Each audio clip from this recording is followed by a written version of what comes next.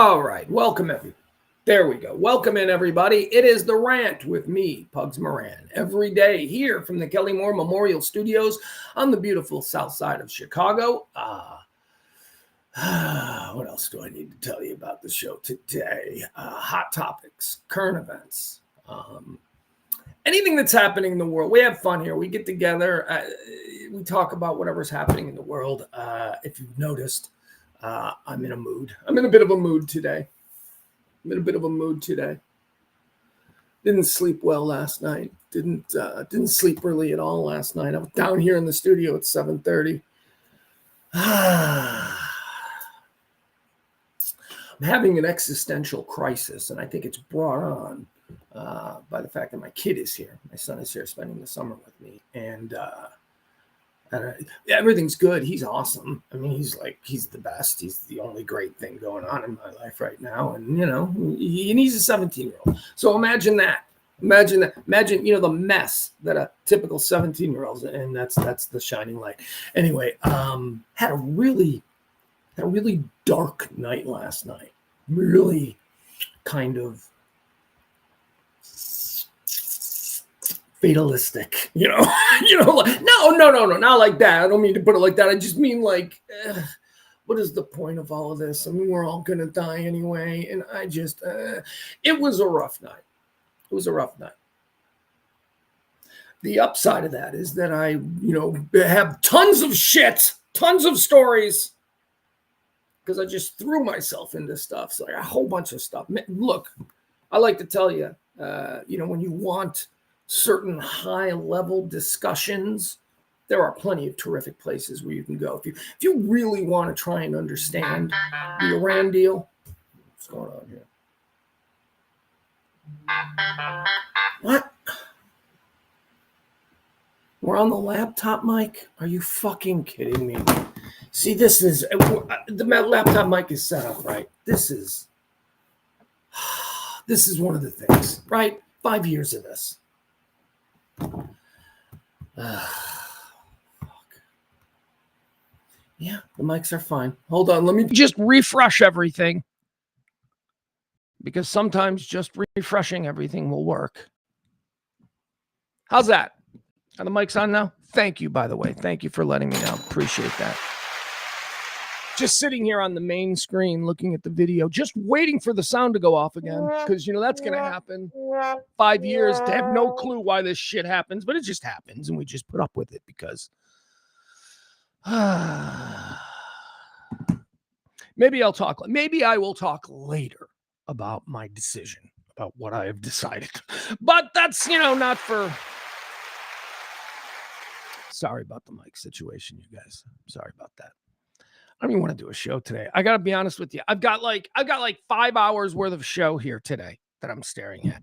Because again, I was up till like 5 a.m. Just doing busy work, just reading. Oh, that's interesting. Oh, I could say this about that. But honestly, who the fudge would care? Oh, great. You're staying up to 5 a.m. You got a great rant on this, but it ain't working.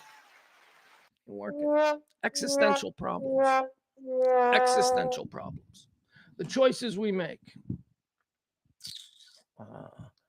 Whose number is this? I don't even know whose number this is. Oh my God. What the hell, baby? Hold on. I got to fix that. Do I have 2 numbers for April? All right. I'm sorry, April. Thank you. Thank you, Auntie April. Okay.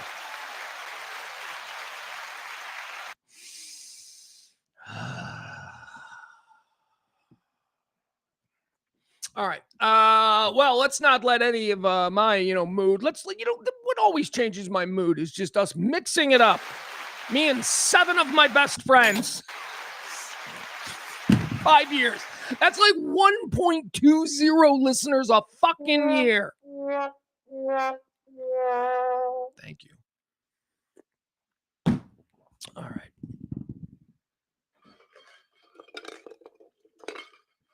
This is not you guys. This is me. This is a whole thing that I'm going through. Probably isn't a lot of fun, but it is fun. The endless amounts of material that I have for us today. Just the shit I'm going to throw myself into, okay? And it's probably going to be a real salty show, if you can imagine. And I'm sorry for that. The working man is fucking pissed because there is no work. So it's like, you know that I have been fucking looking for, I've been trying to drop this show for 6 months. I have been looking for work. Anything. Yeah, I guess I could drive Uber. I guess that's pretty much what we can do. The gig economy. That's what's available to a guy of my age with my 30-year major market media experience. Oh, yeah. 30 years. Shit. More than that. 1992. So, a little bit fucking pissed about the world. And I just...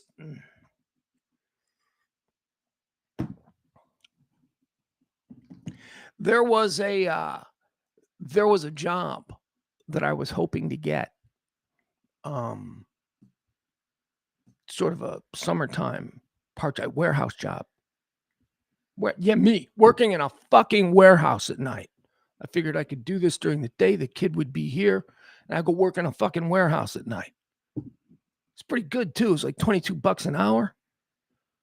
Yeah, they didn't hire me. I have no idea why.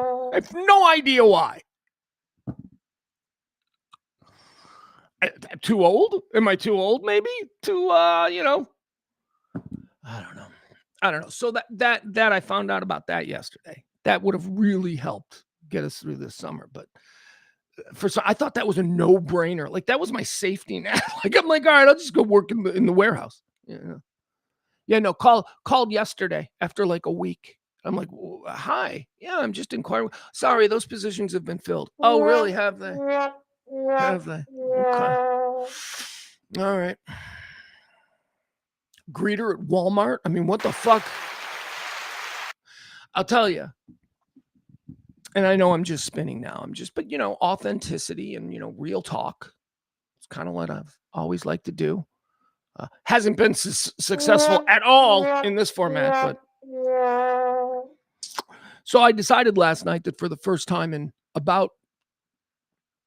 earnest 10 years, I mean, I've dabbled with a couple of situations that have popped up where I thought all the ducks had aligned, and I'm like, okay, well, that's a reason, and that's a specific situation for me to go back into radio.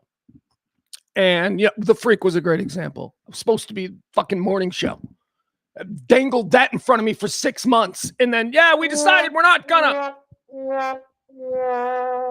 So that was one. That was like the last. That was kind of the straw that broke the camel's fucking back for me with radio, right? So I've worked in radio since 1992, done talk radio, done lifestyle talk radio. Had many opportunities to do, especially 10, 15, 20 years ago when Kelly and I first split up. And we didn't split up because of any anger. It was just she got married and moved to fucking Corpus Christi. All right, so had opportunities, but as I always say, I don't do right-wing talking point radio. It's not what I do. I'm not going to wake up in the morning and pull up an email from the fucking political action committees or the GOP about the things that we want you to say today to the American public. I hate that. That's how AM talk radio is done. Or at least it was. Who knows? I don't know what it is now. But yeah, that's one of my decisions. My belief that I've been preaching here for years on this show, and it is something that I truly did believe, the 70% rule. That 70% of us are normal. 15% on the right are gone and 15% on the left are gone. And that 70% of us are normal. That's wrong. We're not. We are not normal. There is no 70% of normal people. Everybody has chosen a side. There is no lane for this kind of middle tier working class, we're not partisan because they're all against us anyway attitude. There's no lane for that. Not that I've seen. The growth has been nothing. So maybe politics is the way to go. I can do fucking politics, and I'm thinking about faking it. I'm thinking about turning this show into the most right-wing, even maybe a little bit of satire in there if you're smart enough to be able to pick it out. But if that's the only way that I can get fucking health insurance doing the career that I've spent almost 40 years doing, well, then you know what? It's time for me to just fucking start going MAGA. Full on MAGA. Because that's the only way that people get fucking paid in this business anymore. I don't know. That's what was keeping me up last night. I'm like, can I do that act? Can I do that act? Because I bet you if I do that act and I put some tape together, I'll have a fucking show in Tampa in no time with health insurance. And who gives a fuck if I get fired in a year? I'll be on to Jacksonville. Because that's how this business and that's how this whole fucking world is about. It's not about being authentic. It's about being a fucking cheerleader for special interests. That's what media is. You're a cheerleader for special interests. And if there's no special interest that's propelling what you want to say, you're fucked.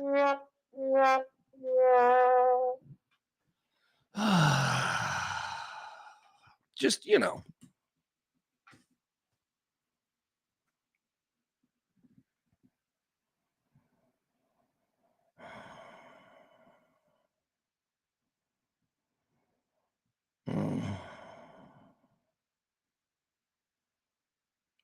Just going through some of this, just reading.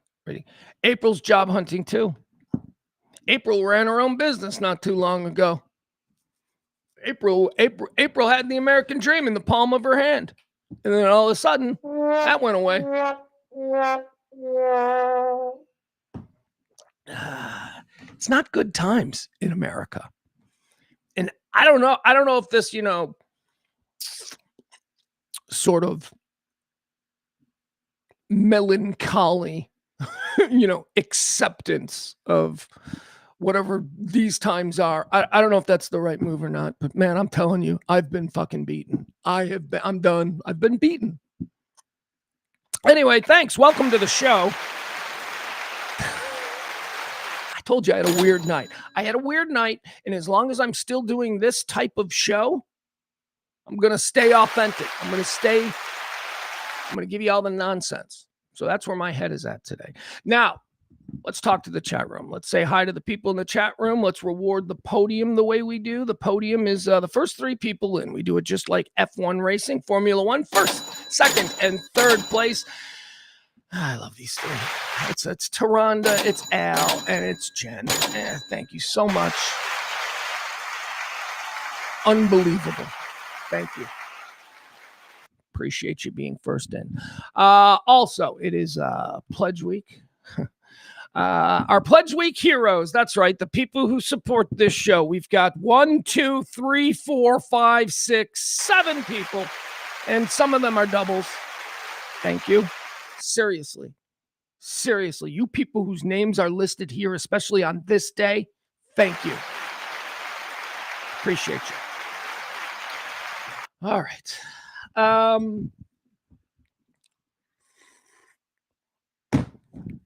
Well, it seems like that's enough of the small talk segment, right? That's enough of that. Let me tell you what we're going to talk about today. We're going to talk while I'm still doing this. This is how it looks to me, and I'm not giving you any bullshit. As long as we're still doing that, we're going to talk about American capitulation. And what this president, sure, let me get it all out of my system before I go full MAGA and change 180 degrees and then burn all of these videos. Nah, we'll leave them out there.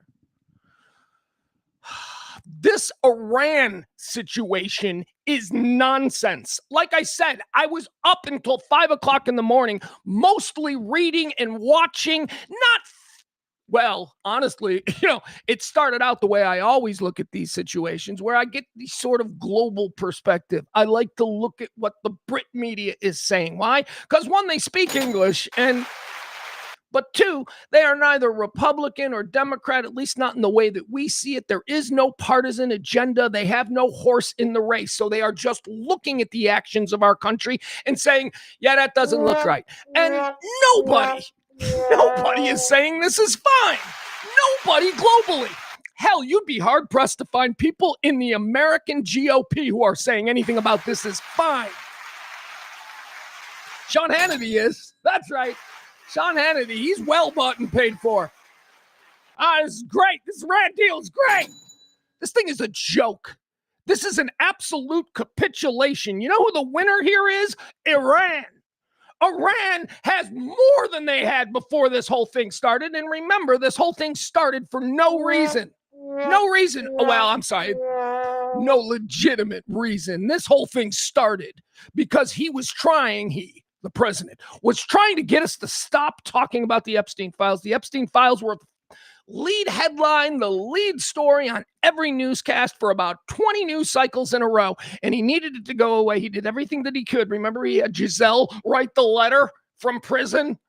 I think, did she write the letter from the maximum prison she was in, the maximum security prison, or did she write the letter when she was moved by the Trump administration, Todd Blanche specifically, to the minimum security club fed? Joe, but she wrote the letter. Trump did nothing, and that didn't work. So now we're at war with Iran. And now our gas prices are $5 a gallon. And it's $20 for 3 pounds of ground beef, which actually isn't bad. But still, this is nonsense, man. And then it got too hot. What needed to be done to actually achieve anything that would benefit the United States, what needed to be done we weren't willing to do that. So we capitulated. So Trump wants this to go away. Please let it go away. The thinking among these people is, we'll sign this deal. We'll tell everybody that it's a great deal and we won, and we'll say we won over and over again. And then people will just be like, well, I guess we won. We didn't win anything. We lost everything. They gained everything. Well, we carpet bombed their mud huts or whatever the hell it is. But that's okay, because we're going to rebuild it with shiny new stuff. All right, so let's get into this, okay? Let's talk about what this... Do you know what the official White House press release described this as? This deal? This memo? It's not a peace deal. It's not an accord. It's not even a ceasefire. It's a memo that they both went, yes, these are words. Sign. Hold on.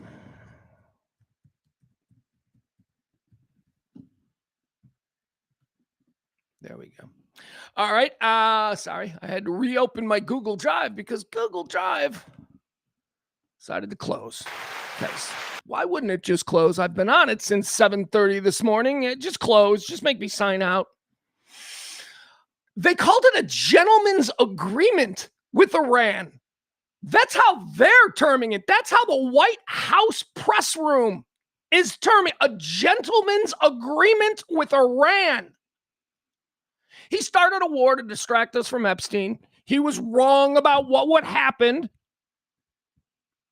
Became a standoff, became just, us with boats in the straits and them sending drones and gas prices skyrocketing and in the entire world getting angry, ultimately isolating us globally. The Iranians didn't give an inch. All the Iranians did was not quit. That's it. The Iranians got bombed. They're bad actors. They've always been bad actors. They got bombed and they said, so what? And then we bombed again, and they said, so what again? And then Trump's going around because it's not going well, because he doesn't understand why these people aren't just quitting to the all-powerful America. Starts going on TV talking about how we won. We've destroyed their entire military. They'll never have the ability to make nuclear weapons again. What the fuck are you talking about?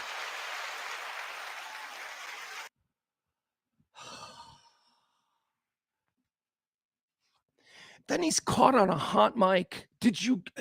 I haven't heard this. I've seen it reported, but I've not heard it. And if you heard it, please send it to me.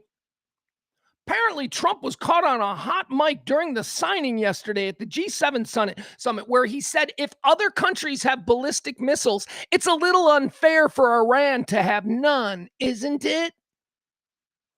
The president of the United States thinks that way. That the terror state in the region, the one that causes all the trouble for the rest of us. Let's not kid ourselves about that. As I've said, and as we know, most of the other bad actors or historical bad actors in the region have been brought to the table through years and years of diplomatic attrition and, in the case of Assad, a full-blown civil war. Same with Egypt. Maybe a few others. I'm not sure. Iran is the lone troublemaker in the region, and it's because of their fundamentalist, radical, religious theocracy, or whatever the hell it is. I don't even know what they call it. I think they made it up in 1980. So we wipe them out, and then Trump does his end zone dance about that. We got the Ayatollah, and then his crazier, more radicalized son rises, doesn't quit, and now suddenly they're getting everything they ever dreamed of. Shit they didn't have on February 27th. Sure, the mullahs and all that stuff, they were probably fine. And the peasants there, they got their houses rocked and their streets leveled and their airports can't even fly. It's fucked there. Water problems. But the high ups, the really bad people, the people that we needed to get out of there, they were fine. They're fine. They don't care about the peasants. They won. They won. Here, let me, here's something. And by the way, this isn't, what are you, a left? This is not a lefty thing, man. Have you seen what all of the most diehard GOP elected officials have been saying about this? Nobody likes this deal. Senator Cassidy went on I know Cassidy isn't, as MAGA as maybe some of you would like, but Cassidy went on this screed.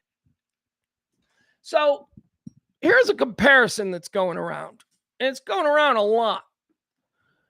Compares the Obama deal that was torn up to the Trump deal that he just made in key categories. For instance, unfrozen Iranian assets. Remember, I told you yesterday about how Obama unfroze assets that were owed to Iran after we took a $400 million arms payment from them and then didn't give them the military equipment they paid for. And then they sued us at The Hague. This is going back 40 years. And we just refused to pay. And that money just sat there accruing interest. That's what Obama gave to them. Their money back that had been sitting in a frozen account. We didn't miss out on any school lunches or, Christian Pride Night celebrations because Obama paid them the money. He didn't even pay them. He gave them, he unfroze the money that we had been, not on sanctions. That's what it was. The money that they were unable to get because of sanctions. And then there was a whole thing with that money had to be in cash. So pallets of cash were sent there, and that's not a good photo op. But it was cash because there were international sanctions on Iran, and Iran couldn't do any banking. So the only way that they could get the money was in cash in their own vaults. Okay. But I'm sure Sean Hannity or whoever, Michael Reagan or whoever, Michael Savage, any of these people that you listen to, I'm sure they told you a different story. All right. So the money, the unfrozen assets, $1.7 billion, Obama in 2015. That was awful. Trump campaigned on that. How dare he do that? Trump gave $25 billion. Unfrozen assets, $25 billion in money that had been sanctioned by Iran. Trump has unfrozen $25 billion to Obama's 1.7. Uranium stockpile. Under the Obama deal, there was a 98% reduction. Under the Trump memo, they haven't even gotten to that yet. They haven't. There's no agreement. Trump's got no agreement. He's just giving them $25 billion. There's no agreement on the uranium. How about the enrichment? Obama's deal capped Iranian enrichment of uranium at 3.7%, and that was thought to be for energy use. 3.7%. There's no agreement with the Trump one. They can enrich as much uranium as they want. Understand that all of these things are going to be dealt with down the road, and it is why this entire thing is going to fall apart, because there is no agreement on the issues that they've been battling about for 50 years. Trump just needed to say it's over. He wants it done. He wants it over. So he put out a memo that just says, we'll give you this much money and we'll let you charge tolls on the strait. And they went, okay. We'll also create a fund where you can rebuild your cities, but we're going to, that fund is going to be made up of money that we pressure out of the regional countries. Let's see here. How about this one? How about the Strait of Hormuz? With the Obama deal, the strait was wide open with no restrictions or tolls, managed by a multinational organization of Western and Iranian interests. With Trump, it's open, but Iran gets to charge tolls and control the boats that go through on their side. So, Iran is making money. And by the way, Iran's like, yeah, it's not going to be tolls. That would be silly. Here's what Iran said when they said, are you going to charge tolls in the strait? They're like, tolls, that would be silly.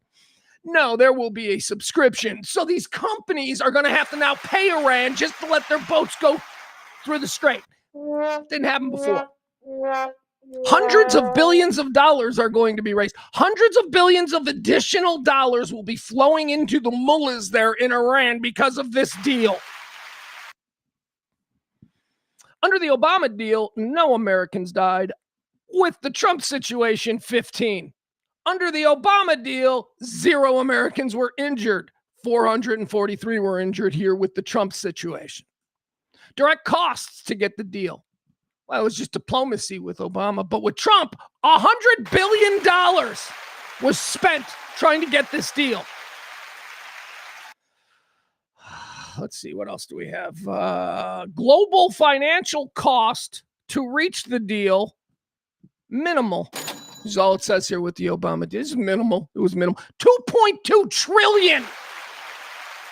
2.2 trillion globally were affected in order to for Trump to get to this point where he's like, please let us quit and say we won.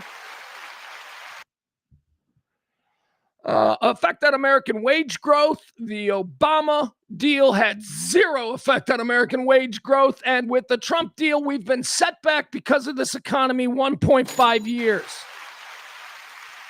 American weapons stockpile. How many weapons did we have to burn through? How many taxpayer bombs did we have to detonate in order to get the Obama deal? Nothing. But with Trump, we've significantly depleted our munitions in the area, in the region. Anyway, it's just line by line. There isn't a single person who understands this. And I know because, as I said, I was up till 5 o'clock in the morning just reading everything. Right, left. I mean, there are some of the most arch far-right people who are calling this out, who are saying, oh my God, the Obama deal was so much better. And again, we're here because the president started this whole thing to distract us from the fact that he hung out with pedophiles. Now, I'm not one of these people that says that Trump is a pedophile. I don't know. It's weird that he seems to protect them, though. So that's where we are. So the Iran deal, how fun. And it's, it's not even really a deal because Israel's like, yeah, we're probably still going to have problems with them because, dude, they're still got nukes, or they still have the ability to enrich uranium. There is no global blockade. There's no inspectors. There's no nothing. There's no limit. In fact, right there, it says, yeah, we're going to work on that agreement. That's not a part of it. So I don't understand what this deal is, other than it's Trump acknowledging that, yeah, we're done, we're out. All right, chat room. What does the chat room say? I got some right diehard MAGA guys. I need to hear from you guys. Please tell me what was accomplished in this war. Okay, here's Byron. Here's what Byron's got. Under Obama, the air smelled sweet. With Trump, sulfuric. I mean, that's an interesting thing that you said here, Byron, but I noticed that you're not defending the deal. What do you think of the deal? Please tell me what's good about the deal. And Byron, you, like me, don't know dick about this. You don't have a master's in global strategy or any of this bullshit. Neither do I. We just listen to people. So please, Byron, tell me the person that is telling you what to think. Please tell me how this is a good deal, because I'm not seeing it from anybody other than Trump, who is also setting J.D. Vance up, because Trump isn't stupid. Trump is smart. Trump is a con man. He's constantly spinning plates. But Trump has already set this up to fall in J.D. Vance's life. He said it, then he said, well, this thing doesn't work. It's his fault. This is absurd, man. It's like, well, I thought at least we were going to get, a nice player in the ring. Not a nice player, but a puppet. I would have loved a puppet. I would have loved to have just knocked out the regime and instilled some semblance of some democracy there. Run some college professor, with a beard who's, spent time in California. And then he becomes the new leader. And, he just does what we say. And they play nice in the region. And my God, oil and gas comes down below $2.75 a gallon. That's all I want. $2.74 a gallon. Can we get back to that? Because I can't afford to drive anywhere. I've been on an eighth of a tank for 2 months now. Drop. How much is it going to take me to get here? Drop. And I know I can't be the only person living like this. What are we doing? And then I got another story today that we're going to talk about how the other half is living. Are you familiar with this story that was broken by Wired magazine about billionaire Peter Thiele and his secret society? Yeah, we're going to get into that. Peter Thiele's got this whole secret society of celebrities and, luminaries and intellectuals.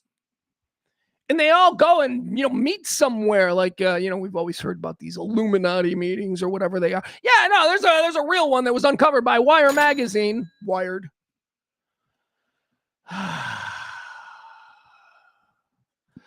All right, hold on. I put a challenge to Byron, so now I got to see if Byron's got something for me.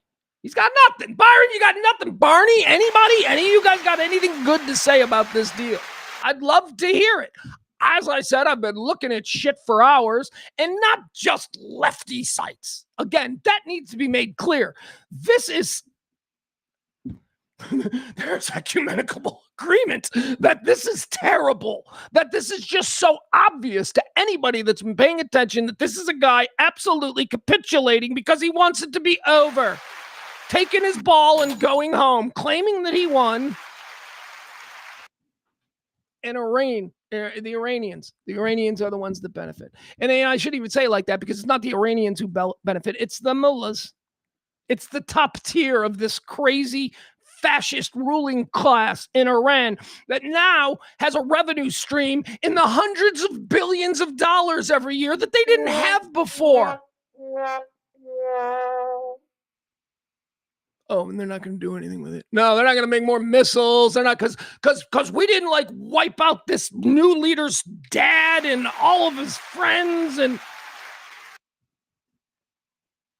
we all found it very easy 25 something years ago. Remember when George W. Bush was president and we were going to war with first it was against the Taliban, but the argument about us then expanding the war, which we ultimately did, to Iraq, was that, they tried to kill his dad, so he'd be justified in doing whatever it takes till the end of time to wipe out that Iraqi regime. Right? That was the thing. Because Saddam Hussein in the 1980s or early 90s had an assassination plot against George Bush the first. So that was the argument. Well, they tried to kill his dad. We actually killed Khomeini's dad. Khomeini the first, who was actually, I think, Khomeini the second. Whatever. It doesn't matter. We actually did. You think that he's just now with all this new money going to be forgive and forget? Times are good. I'm embracing this new moneyed Western lifestyle. They aren't going to buy Bentleys with that money. Those people don't live like that. They're going to buy weapons. They're going to buy scientists. They're going to buy knowledge, and they're going to buy influence. They now have money like they've never had before. Tolls on the strait, unfrozen assets, sanctions being lifted. Iran is about to come back big and strong. Also, that our president on this week in June can say we won a war. It's another war. I've settled 48 wars and I've won 15. This is number 15. And he just says it. People are like, oh, okay. We are living in deluded times. We are living in delusional times. I've been saying this forever. We have far too many people in this world who have chosen to exist in the world they want to be. Started with alternative facts. Remember Kellyanne Conway like 10 years ago on CNN? She was the first person to say, well, we have alternative facts. No, we don't. We have facts. But that's kind of where it started. It all started around 2016, where everything just started to be, I choose to believe this, and this is what we're going to believe. So do you choose to believe that we just won the war with Iran? Are you choosing? Because you're being asked to choose to believe. How much did you pay for gas today? Is the gas price still over $4.50? I don't know what it is. Probably. I don't know. I shouldn't taunt that because I really need that to come down. I really need the gas prices to come down. Let's see. What we got? Anything else we can look at here? Here. Yeah. Here he was trying to justify it. See, he can't justify it with anything good or anything that he's actually taken away. So all he can do talk like a child, like a teenager who is he's caught red-handed, basically, right? Can't really offer anything of substance on the matter. So what he's going to do is he's just going to start spinning and talking shit about other people. Here's the president trying to defend his Iran deal. Of it, like, oh my, look at this money he's giving us. He tried to bribe his way out. I didn't do that. Nobody mentions that. 1.7. That's called projection. When you know what you did, which is try to bribe your way out of it, when you know what you did, but before anybody can say it, you're going to place that on somebody else and then distance yourself from it. $7 billion and hundreds of millions of dollars. They tried to bribe their way out of it. And you know what the Iranians did? They laughed at Obama and they said he's a stupid son of a bitch. All right, so he had to get that out to be a tough guy because he knows that the deal that the Obama administration was 100 million times better than the one that he did. He can't address that, so what he's got to do is engage in a little character assassination, and he's lying. Do you believe that Donald Trump or any of the American negotiators had the kind of friendly relationship with the Iranians where they'd be like, oh, tell you something, that Obama, he's a stupid son of a bitch for giving us money. Now you give us more money. Whatever, why does it sound Italian? I don't know.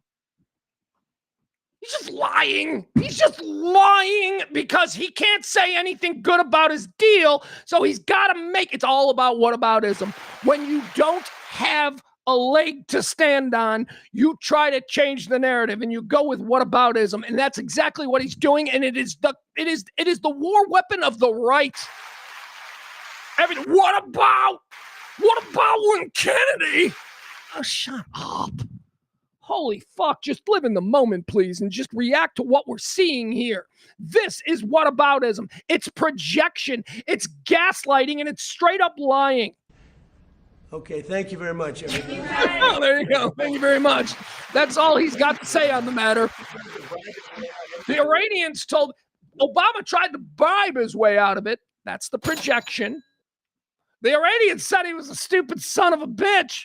The whole thing is whataboutism, but that specifically is character assassination so that he can seem better by comparison. I didn't do that. Yeah, you did, man. Yeah, you did. This whole thing is stupid. Whatever. Move on. Whatever. It doesn't matter. When I yell at people about the reflecting pool, or when I yell at people about, the stupid UFC shit, and I say that shit's petty. That's petty. Don't be distracted from what's really going on. This Iran thing is what's really going on. This is the thing that people should be livid about. Not that they tried to make the reflecting pool look nice and it failed. Ha ha! Oh, shut up. Oh, they had a UFC fight on the lawn. That's so tacky. Yeah, it is, but it happened. Shut up and move on. This Iranian deal, we just got absolutely fucked in this thing because this guy didn't want us talking about his pedophile friends. That's the long and the short of it, and here we are. All right. Here. Okay, so don't let me, right? I've got a number of people that I can show you talking about this. I mentioned Cassidy, Senator Cassidy. But just go to ground zero. Look, everybody on Fox News is like, this is insane. This deal is insane. Fox News. I wouldn't dare show you anything from CNN or MSNBC, but I will show you Fox News. So here's former Congressman Trey Gowdy, right? I think that's who it is, former Congressman Trey Gowdy. He was on Fox News. Let me see if I can. Yeah. Trey Gowdy was on Fox News yesterday reacting to what he has seen regarding this Iran deal. So, let me share this with you. And again, this Gowdy guy is a dude that MAGA, I guess, likes when he says things they agree with, but probably don't like when he goes rogue like this. Actually, I don't even know. Is Gowdy? I know Gowdy was like a conservative. Is he a never Trumper? I don't even know. I don't know because I don't watch this shit because I don't get involved in it. But here, listen to what he has to say about this Iran deal. Senator, it's wonderful to see you. I was a little surprised, honestly. I mean, we literally had our foot on their throat, militarily, economically. And I read this MOU, if you will, I guess about 48 hours ago, and I didn't believe it. I thought somebody was spoofing me when I saw it, because I see what we're giving up, and then I see this word downblend, and I'm not the smartest guy in the world, Sandra, but if you can downblend, then you can upblend. And how long would it take Iran to upblend? Because Donald Trump is going to be gone in January 2029. He don't but care. The so-called supreme leader is not going to be. So here's my question for my fellow citizens. Do you really think Iran has abandoned its nuclear ambition? Do you believe them? What do you think they're going to do with the $300 billion? Well, remember, our White House believes them because, as they called it, we have a gentleman's agreement with Iran because they're such gentlemen. Well, Trump isn't a gentleman. I don't know what the hell a gentleman's agreement between radical fundamentalists in Iran and Donald Trump looks like, but here we are. What are they going to do with the oil revenue? You think they're going to build schools? You think they're going to build, they're going to make women's lives better, or are they going to continue to target America and Israel? I happen to think the latter. And by the way, so does Israel. Israel is like, what the hell is going on here? All right. One more thing here. I want to talk about this guy. I want to mention this guy because this is not necessarily anything having to do with the Iran deal. But we're starting to see people, maybe they will be, the opposition. Maybe we will, don't Gavin Newsom. I'm sorry. I don't. Gavin Newsom does not seem to me to be the best choice here. I don't know what the best choice is because I'm not sure that the best choice for the opposition is revealed themselves yet. It ain't J.B. Pritzker in Illinois. Okay, it ain't Mandami. It ain't ready for that. But a couple people are popping up. And here's an interesting one. Here's a guy, and he's interesting to me because I heard him say this, and I went, this guy's been around for a while now, and he doesn't make much noise. He hasn't really been branded by the opposition, which is the problem with Gavin Newsom, which was the problem with Hillary Clinton, which was the problem with Kamala Harris. These people had been well branded by the opposition to the point where the middle mainstream believed the branding that the right did. That's how effective the right is at branding the opposition. They're great, which is why when the Texas senatorial race was going on between Jasmine, what was her name? I forgot her name. Jasmine Crockett and James Tallarico. I said, Tallarico, It's not going to be Crockett. It's going to be Tallarico. Why? Because Tallarico ain't been branded by Fox News for the last 4 years the way that Jasmine Crockett has. That's the power of the right. That's Rupert Murdoch's power. He started this whole right-wing media machine. I know he doesn't own the entirety of it, but he is certainly the guy, him and Roger Ailes back in the mid-90s, who saw the potential. So all of the offshoots, Newsmax, or, all of these offshoots, they're all inspired by the Roger Ailes, Rupert Murdoch plan. And they've been great at branding. And Trump is too. Nicknames. The Trump nickname thing is branding. It's a branding tactic. Those things stick. Slogans. Right? What was the one? What was the one slogan that they did? They branded so well. Oh my God. Let's go, Brandon. That's what it was. Let's go, Brandon. It meant nothing, but it meant everything to everybody. Everybody knew what "Let's Go, Brandon" meant. It was a slur against President Joe Biden. Most people don't know the etymology of it or where it came from, but that's how effective the right is at branding the left. The left doesn't do it because the left doesn't fight that way. Neither does the moderate center. Moderate center and the left, the left tries to, and it's like they embarrass themselves. The far left, when the far left tries to fight back like this, I just think it's doesn't seem natural. It seems forced, and it seems like they're just, Anyway, so I look for people. So I got this guy. This guy, right? TMZ now has an office in DC, so they're tracking down people and they're talking to them. I was really impressed with this. This is a guy that I might listen to. This is a guy who I might look into because of the way he handled this. Is he running for president? I don't know, but I did a quick Google this morning after seeing this video, and it turns out that he very well may be. People are talking about it. So while we're all being distracted by Gavin Newsom and his wife's IRS problems and who else? Do we have anybody else on the left that seems to be? Rahm Emanuel, who I just want in the debate. I don't know that I want Rahm Emanuel as president, but I want him in a debate. I would love to see Rahm Emanuel debate Donald Trump. That would be good. Because Rahm Emanuel's an asshole. He has been the asshole of the Democratic Party for about 20 years now. That's why he's been marginalized. But he's back. Democrats need their asshole, and that's Rahm Emanuel. That's not the guy that impressed me. The guy that impressed me, and again, this is new. I'd never given two thoughts about this guy. Georgia Senator Jon Ossoff. Georgia Senator, he snuck in. Right? He snuck out. I remember when him and Raphael Warnock ran at the same time, right? Weren't they both flipped the Senate there in Georgia, 2 Democratic senators from Georgia. But Reverend Raphael Warnock seemed to be more of the high profile one. The sneaky little quiet one that didn't get as much attention was Jon Ossoff. And I've often wondered whatever happened to that guy, because I remember when he snuck in, I remember thinking, oh, he's a one-termer. He just got in this time because of a special set of circumstances that allowed him to sort of thread the needle. And now look, Georgia's got 2. But as soon as he comes up, he's gone. I think he is coming up, right? Doesn't he have an election coming up? Isn't he in the middle of an election battle? But there's talk that he might be interested in running for president. And it intrigues me because the guy's been around there now for a couple of terms. Well, maybe not 6 years. 6 years seems like a long time, So he's been there for a while. And he's been quiet. He hasn't been foolish. He doesn't appear to be a media moth, wherever he sees the lights. Fox News tonight, MSNBC tomorrow, podcasts with every weirdo. Whatever. He doesn't seem like that.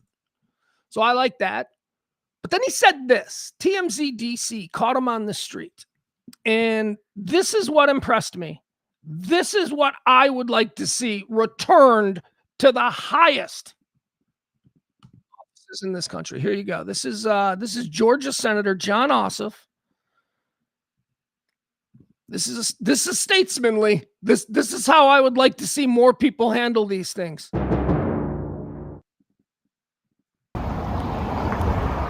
Senator, Jacob here with TMZ. How's it going? All good. So I don't know if you saw, but last night, Donald Trump went on Truth Social and he called you a failed Democrat, and then has a new nickname for you. He called you Os Jerkoff. Your response to that? He is a disgraced president, humiliated on the world stage by his failed war, raking in billions for himself and his family while he makes you pay more for gas, for groceries, and for healthcare. Mm-hmm. And if you want to help me defeat his Trump puppet opponent, it's electjohn.com. Well, the nickname, like, I talk to a lot of people on Capitol Hill. Everyone likes to kind of put on a brave face, but I feel like when you get called a name, it's like kind of offensive. Like when you saw that, were you like, did it hurt your feelings at all? Like it. So this is what impressed me. This guy, this TMZ guy, is real. He wants the soundbite of Ossoff responding to Trump's new nickname, which is Os Jerkoff, which is terrible. He's tired. Trump is tired. He can't do it anymore. That is a terrible, terrible nickname. Doesn't even roll. Please try again, Donnie. This one isn't working. Anyway, this is what I like. This interviewer is desperately trying to get him to respond to the nickname, and Ossoff is just sitting there and listening and listening. And for me, it made offensive. Like when you saw that, were you like, did it hurt your feelings at all? Like it would for me, maybe. But I'm just curious. I don't care about nicknames. What I care is that we have a disgraced president, humiliated globally for his failed war, who's making Americans pay more for gas and groceries and healthcare while he and his family rake in billions of dollars. And again, if folks want to help me defeat his hand-picked puppet candidate in Georgia, it's electjohn.com. Got you. So do you feel like he's targeting you because of the election coming up? I think that he is forcing Americans to pay more for everything while he and his family make billions of dollars as he sits in the Oval Office and he faces global humiliation for failed war in the Middle East. You don't feel like you need to come up with like a nickname? I'm good. Against it? You're good on it? Thank you, my brother. All right. Thank you very much. There you go. There you go. First thing I've ever seen from that guy. That impressed me to no end. You don't think you need to come up with a nickname? And he's like, I'm good. I also didn't realize this. He's an attractive man. That guy's going to get votes. That guy is a good-looking man. He's going to get votes. I don't know if he's running for president. There are some whispers that he is. But there you go. Somebody rising up on the opposition side that I think I'm going to pay attention to. I loved that. That is what needs to be done. Don't take the bait. Don't dwell in the petty. Do you see? That was the petty. They were trying to get a soundbite, so now he's in a war with the president. He's not playing that. If you are going to put a microphone in my face and you're going to ask me about Trump and you're going to try and get me to respond to some nickname that he's pinned on me, I won't do that. But what I will do is I will look dead in the camera and I'll say he is a national disgrace. He is a global humiliation. His war. That is the message that needs to be said over and over again. Don't play the fucking game where you get triggered and all of a sudden you're in a big petty argument about something stupid while important shit is going on in the back room. That is what has happened to the opposition. They're all distracted by the stupid pettiness. But it's fun. But it's fun when I'm on Twitter and I see something that's embarrassing to Trump and I'm like, yeah, guys, I'm going to forward this. Stop it. Be better. Pettiness and silliness and all these little things, they're done intentionally. He doesn't give a fuck about scandals. They are flooding the zone with scandals and incompetence so that we're all distracted with the endless scandal and incompetence and not paying attention to the shit that's going on in the street. That's who we are. And I don't even know what that guy's deal is. I'm just saying that John Ossoff guy, a guy I don't know, I just remember when he came in and I thought he skirted in through the back door and I thought that he would probably just be a one-termer. But if he's that, then if he's that guy, he's that smooth and he's that clear and he's that was authentic to me. That was a guy who was just like, yeah, I'm not going to play these stupid games anymore. I'm not going to play. No. Do you have a nickname for him? Do you want to have a nickname for him? The TMZ guy asked. He's like, no, I'm good. Like, no, good. It's stupid. He was just like a 90-year-old man coming up with stupid nicknames to fucking make hillbillies laugh on Twitter. Are you fucking kidding me? Anyway, that's John Ossoff. In other news, the Obama Library is opening today here, just a few miles that way here on the south side of Chicago. don't really have many thoughts on that. Although, my God, the guest list is just incredible. Well, a whole lot of traitors, huh? Whole lot of traitors going to pay their respects to, what is he, the 40? What is he, 44th president? What is Obama, the 40? I don't even know. All right, the Obama Library is opening up here in the south side of Chicago today. It opens to the public tomorrow. I remember, this is kind of a, maybe you do remember, we were streaming. we did a live stream back when the President Bush Library opened there at SMU. I was living, this was the first time I lived in Highland Park. This was in the most recent time. This was, I don't know, whenever that library opened. So what are we talking about? 2012, maybe 2013, something like that, when the Bush Library opened there in SMU. Well, we had a house that we were renting right there on Mockingbird, right there on the campus of SMU.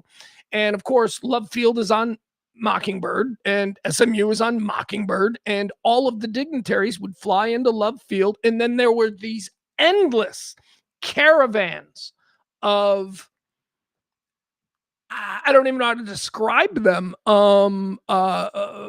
security and police motorcycles and helicopters in the air. Why?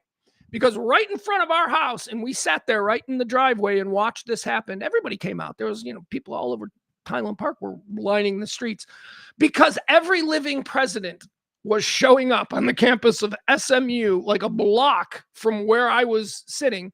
Every living president was showing up, and each president has their security. And then there were presidents from other countries. It was really one of the most impressive to-dos that I've ever seen and it took 2 hours. It took 2 hours for this parade of dignitaries to make their way from Love Field, which is at, like, what is that? What? Cedar is Love Field? Like, what is that? Kelleher Drive. Let's just say Kelleher Drive in Mockingbird to Hillcrest in Mockingbird. That's the stretch down Mockingbird. Endless parade of and then the president, and then I don't know who the president was at the time. Was it Obama? Would have been Obama? Yeah. Then Obama himself showed up, and the president of the United States, the actual current president of the United States, with all that's entailed. It was just really cool. We had Dallas police officers who were in our driveway. Yeah, on their motorcycles in our driveway. It was pretty cool. Anyway, so I have a memory of the Bush Library. I've never been to the Bush Library though. It's okay. I'll probably never go to the Obama Library anyway. I don't know what I want to. Actually, I will go to the Obama Library probably because my 17-year-old son, has expressed an interest.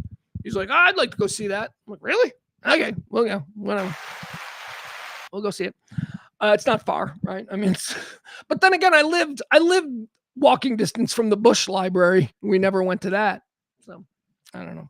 Anyway, big guest list. Not only, of course, we've got a bunch of former presidents showing up for the opening of the Obama Library today. We've got Biden, Sleepy Joe.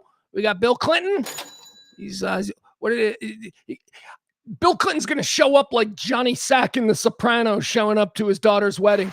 He's going to have like federal agents there. Bill Clinton, I always think, is like just, especially under the Trump administration.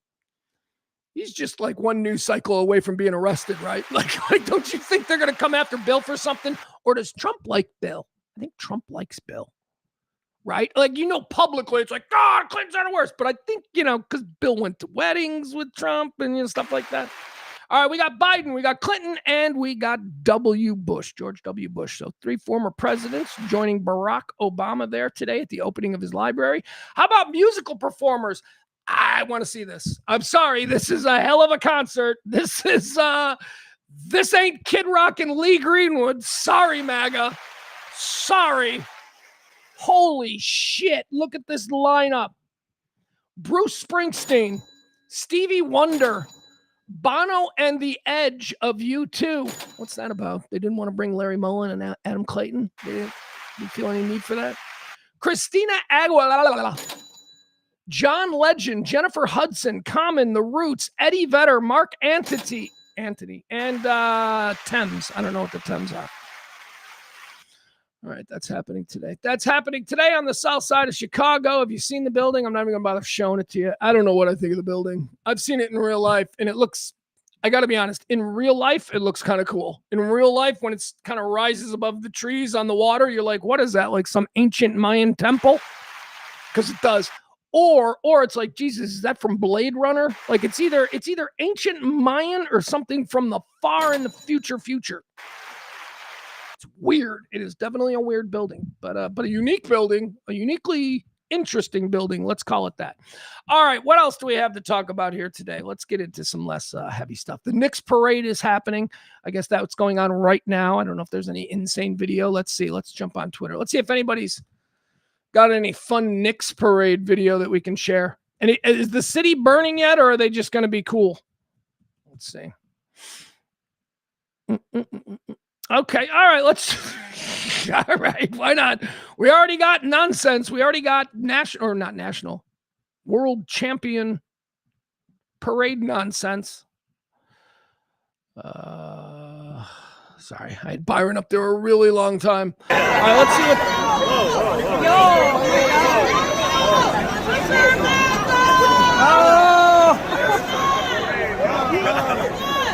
How's someone doing things also actually? I see them looking at them.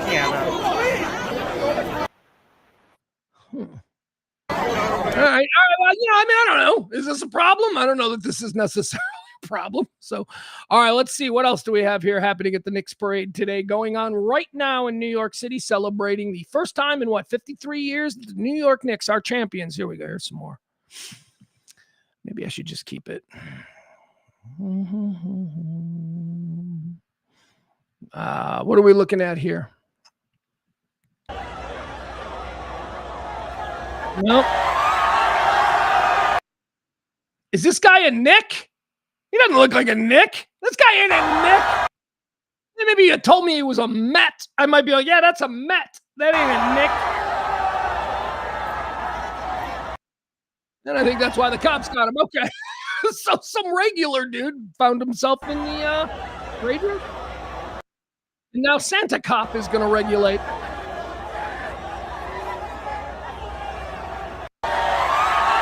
No.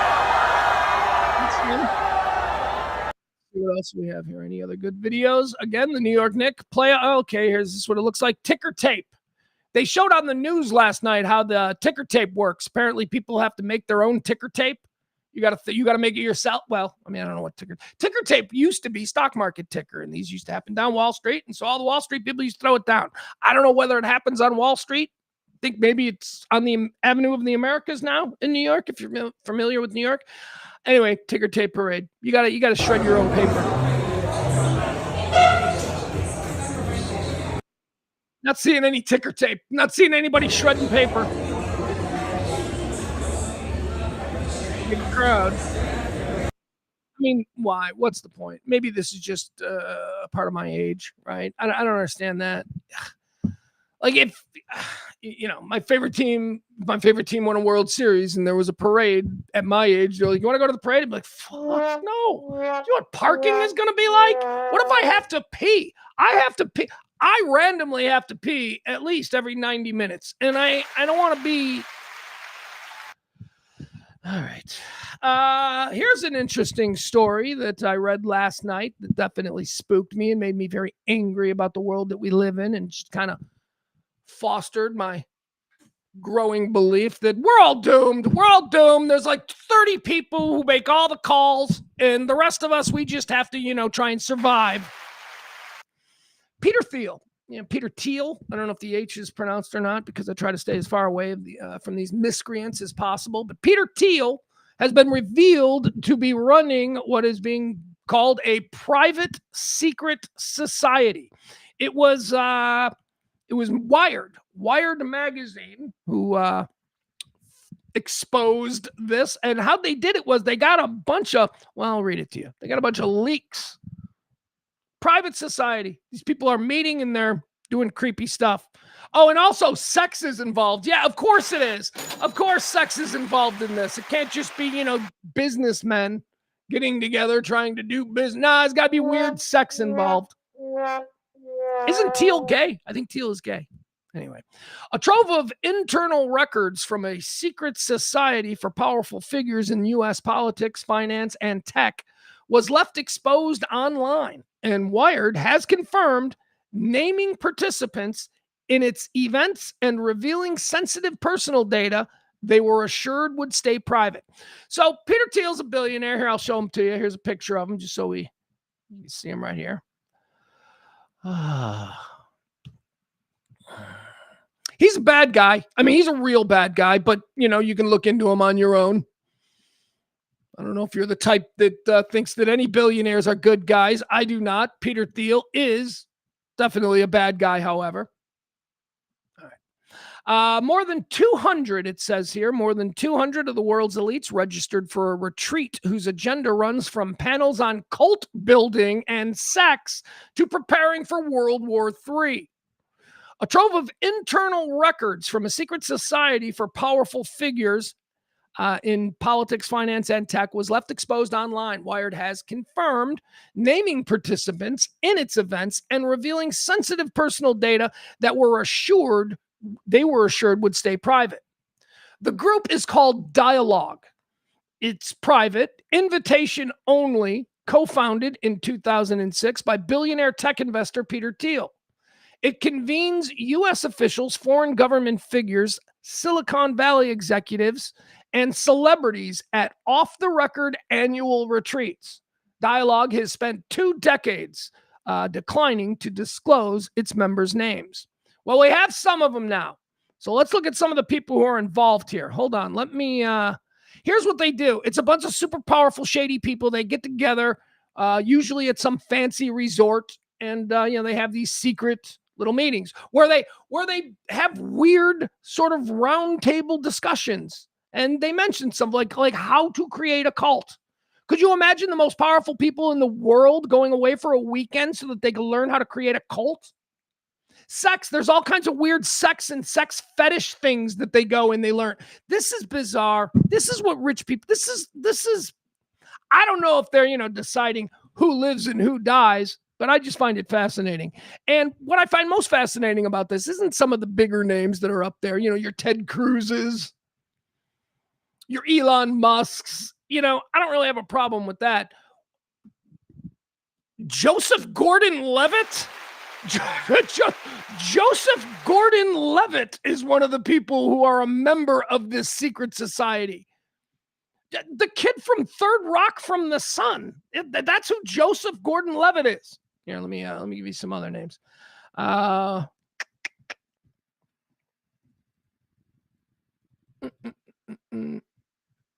right, let's see here. Let me give you the some of the named people that Wired put out there. Let's see. Agendas. According to leaked documents published by Wired, the group focuses heavily on existentialism, survival, and fringe social topics. Discussion panels feature unsettling and eclectic titles like Navigating World War III, Battlefield Technologies, Bring Back Nuclear, and even How to Build and Run a Cult. The leaked data reveals that Dialogue, that's the name of the organization, ranks applicants with a strict grading system based on their industry clout and who recommended them. Attendees are even tracked by their specific political self-identification, ranging from far left to far right. So here you go. Another example. This is not some weird, creepy right-wing thing. This is not some weird, creepy left-wing thing. That's just for us. We, the peasants, we have to be on one side or another. But this 1% crowd, the Peter Thiel type crowd, no, they don't play that stupid game. They know it's a stupid, divisive game. That game is put out there so that we stay at war with each other and don't recognize who are pulling the puppet strings. That's what it is. So, yeah, Peter Thiel, he's got a cross section. The society operates a private member directory app that includes personal details like emergency contacts, future predictions for the years, and fun facts, and even whether the high-profile members are looking for love within this particular retreat. So, yeah, you can just put I want to get laid this time. Yeah, I'm looking to get laid. While the society was assumed to be primarily for conservative tech elites and politicians like Musk and Cruz, or Elon Musk and Senator Ted Cruz. The leak has revealed a massive, surprising contingent of left-leaning Hollywood celebrities and entertainment power players. Of course, well, it's believed to be that because whenever we hear of these things, we, the peasant mind, we have to decide, are they the left bad people or the right bad people? But ultimately, they don't play that game. Once again, that's just a game for us. We have to hate each other based on left or right. Not Peter Thiele. Peter Thiele can be friends with Scooter Braun. That's right. Liberal Hollywood entertainment mogul Scooter Braun is one of the people hanging out with Joseph Gordon-Levitt, Elon Musk, and Peter Thiele. Let's see here. Some of the other A-list actors. Joseph Gordon-Levitt is a member of this group as exposed by Wired. Josh Brolin is a member of this group as exposed by Wired. Sophia Bush. Okay, see, this is where it gets weird. Like if you would have said like, Scarlett Johansson, I'd be like, yeah, she's A-list. Sophia Bush? Who the hell? I mean, I know, isn't she on like NCIS? She's like a TV actress. Anyway, they need hot chicks. They just need hot chicks to feel them. They need hot chicks. That's what you do. That's why you're always excited when your friend starts dating a hot chick, because you know the hot chick has hot chick friends. It's good. Joseph Gordon-Levitt, Josh Brolin, and Sophia Bush were all named in the leak. Also, Hollywood media executives like Scooter Braun and Scott Belsky, who is a partner in A24. Whole bunch of, oh boy, look at this. A bunch of Family Guy writers. Yeah, a bunch of guys who write for Family Guy are in this. Not Seth MacFarlane, though. Doesn't mention him. Also, the group contains intellectuals and influencers like Sam Harris and Ezra Klein. According to reports picked up on the Wired story by the Hollywood Reporters, celebrities use this group dialogue to gain access to the same rooms as the world's most powerful decision makers. Because the media and entertainment industries increasingly intersect with technology like AI and streaming metrics and government regulation, these off-the-record meetings give celebrities and Hollywood executives a clandestine venue to network. All right, there you have it. I mean, it's not like we didn't think they had these secret little clubs where they were making all the big decisions for us, but Wired and the Hollywood Reporter, as it turns out, has exposed Peter Thiel's secret society called Dialogue, which includes Ted Cruz, Elon Musk, Sam Harris, Joseph Gordon-Levitt, and the chick from NCIS. It's like, what? It's because she's hot. It's the only reason she's there. All right. Hugh, let's see. Let's jump into the chat room here. People saying things. I know I'm in a bad headspace today. It's the tinfoil hat theory. This comes to us from Hugh. Tinfoil hat theory. The Saudis told Trump to stand down. Every POTUS has kowtowed to the Saudis. I don't know. I don't know what that means. I don't know. Let's see here. Billy Falk, we'll drop in on him. He says, did you not think Iran had a contingency plan? Their guys got knocked off. Well, I imagine they did. Yeah. I mean, I don't know. Did I think that? I don't think but yeah. I mean, yeah, I think I thought that. I think I figured they have a contingency plan. April says, not only did the sane people know this would be the outcome back in March, she's talking about the Iran war. Now we also need to worry about the terrorist retaliation for killing their leaders. Let's see here. Anti-Libfem. Yep, I shared that article yesterday and today too, with them offering sessions called Build a Cult and other weirdo stuff for the global elites. Oh my God, Maddie, did I steal a story that you were going to lay on me? Well, we both like that story. Barney says, I'd bet against any deal. We should just leave. And go all electric and solar. Good on you, Barney, though. Can't deal with those people. Why are we pretending we can deal with them? Why are we calling it a gentleman's agreement? Why? Well, I know why. Because Trump needs it to be over. Trump needs to walk away from it. This didn't go well.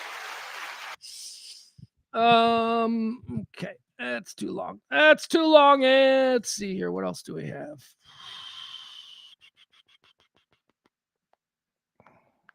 Hugh says, I wish the reporters would get together, and when he says something absurdly false, they all laugh out loud to his face. Well, kind of had a moment of that, yesterday when he walked into the G7 room and he goes, I'm the boss, and everybody laughed at him.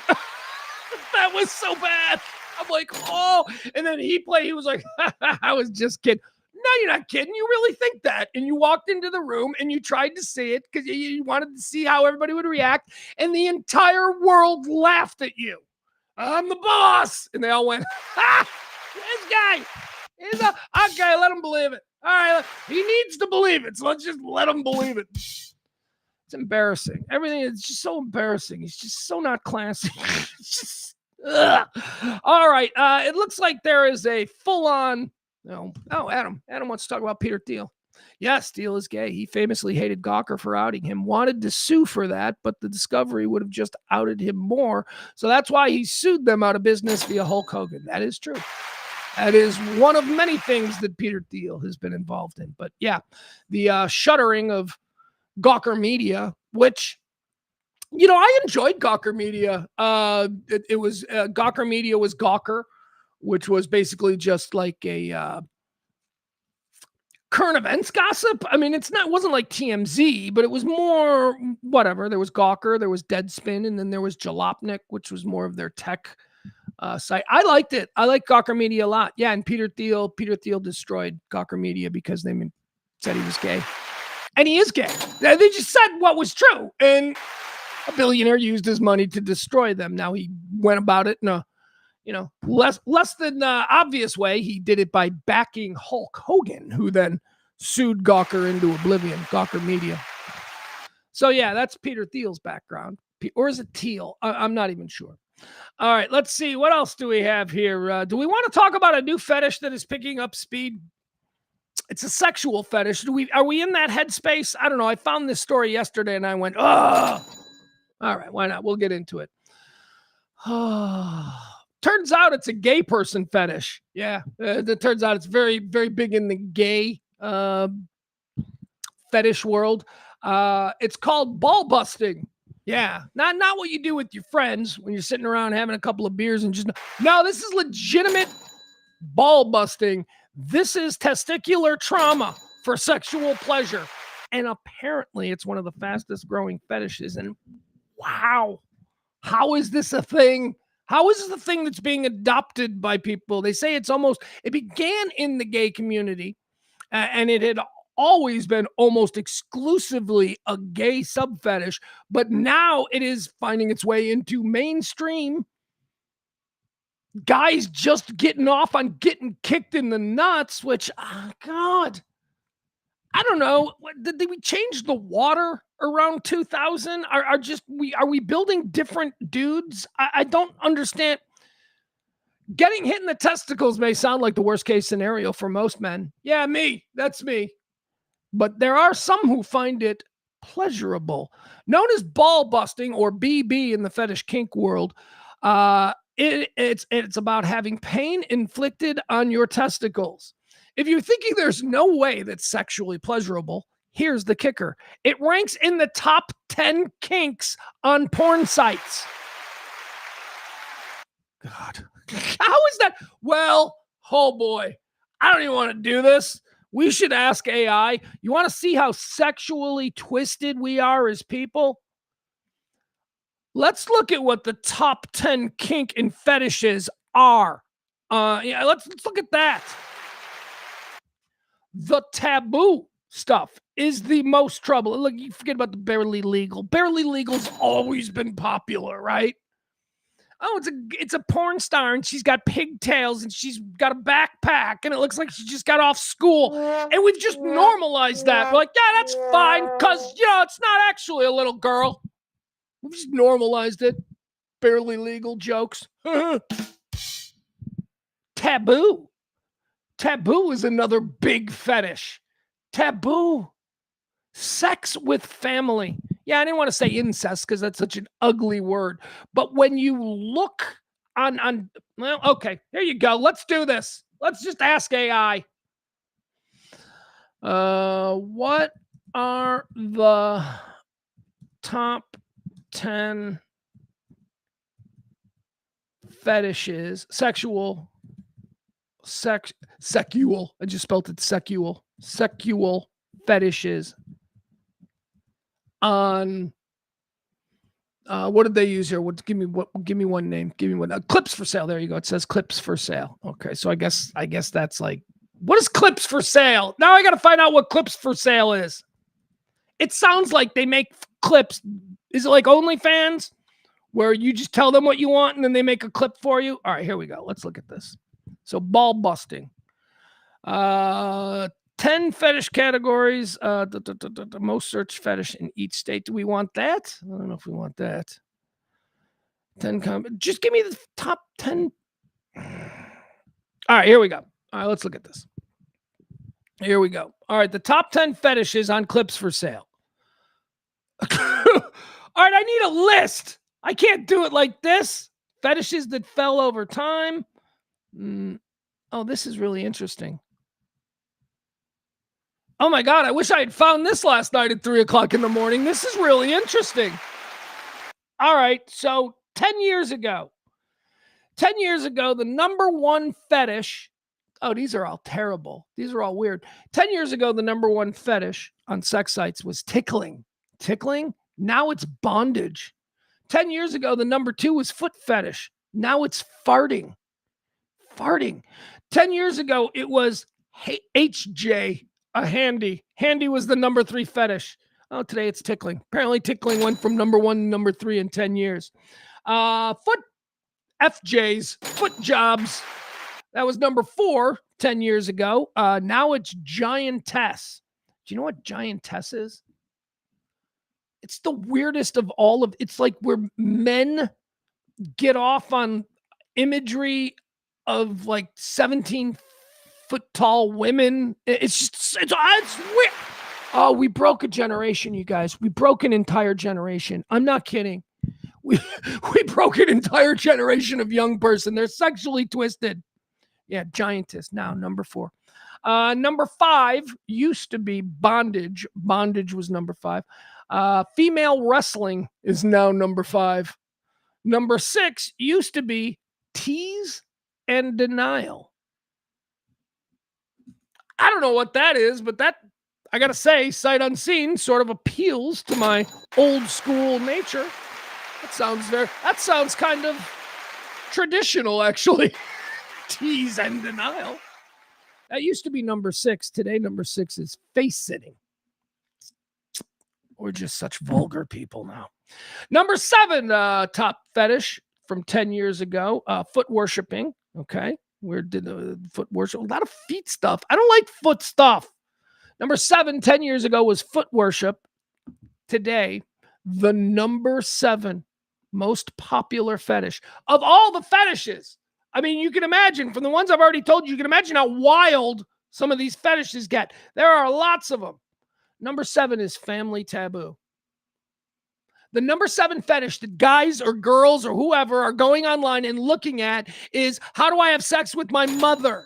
Or how do I have sex with my father or my brother? Family taboo. Do we not think this is a problem? Or are we just going to be like, yeah, that's a thing that happens. Some people are weird. I don't know what you do about it. Again, for me, it falls under sexual peccadillos, which I think as long as they don't spill out into the street, you're allowed to have, whatever in your own bedroom. But that is troubling. The popularity of family taboo is troubling. Anyway, there we are. All right, ball busting. Ball busting comes in right here at number 10. Ball busting. So testicular torture, number 10 now. That's sort of the starting point for this whole story. By the way, 10 years ago, number 10 was big, beautiful women. Big, beautiful women. this wrestling occupies 2 spots on the fetish list for now. Mixed wrestling at number 8 and female wrestling at number 5. All right, whatever. I don't know. I didn't mean to go in there. I was going to talk more about the type of person who would enjoy ball busting, but look, we got distracted by a list of fetishes, so I say we just keep moving. Ball busting. Ain't none of you interested in this. That just a story I mentioned. You know, there ain't nobody in the chat. Is there? Who in the chat room? Let me see. Let me look in the chat room right now. Who in the chat room would I think would be like, oh, you know, sure, I could try some ball busting sex. Let's see. Of the guys, nah, this is absolutely not a Byron or Barney thing. It's just not. I don't think it's an Al thing. I got to be honest. It's Adam. Adam is the one. I'm not saying that he enjoys testicular torture. I'm just saying of all the people in the chat room, he seems to be the one that's most, all right, I'll try it, you know. Sorry if I'm wrong, Adam. Sorry. But it kind of goes with your whole brand. You know, you're very left and you're very liberal. So this sounds like something you'd be into. It certainly wouldn't be something I'd think Barney'd be into. All right. So there you go. Ball torture and family taboo. Popular fetish. No, there's nothing wrong with us. We're fine. I'm sure we'll get through it. We're fine. Let's see. What else do we have here? What do we want to talk about? Do I need to take a break? I feel like I do. Guys, it's been such a day. Such a day. I'm complete. Sophia Bush is a lesbian? Is that what we're learning? Sophia Bush, who was name checked as a part of Peter Thiele's secret society. Sophia Bush, she a lesbian? Now I got to see who Sophia Bush is. Well, to determine whether I approve of her being a lesbian or not. Sophia Bush. Let's see what she looks like.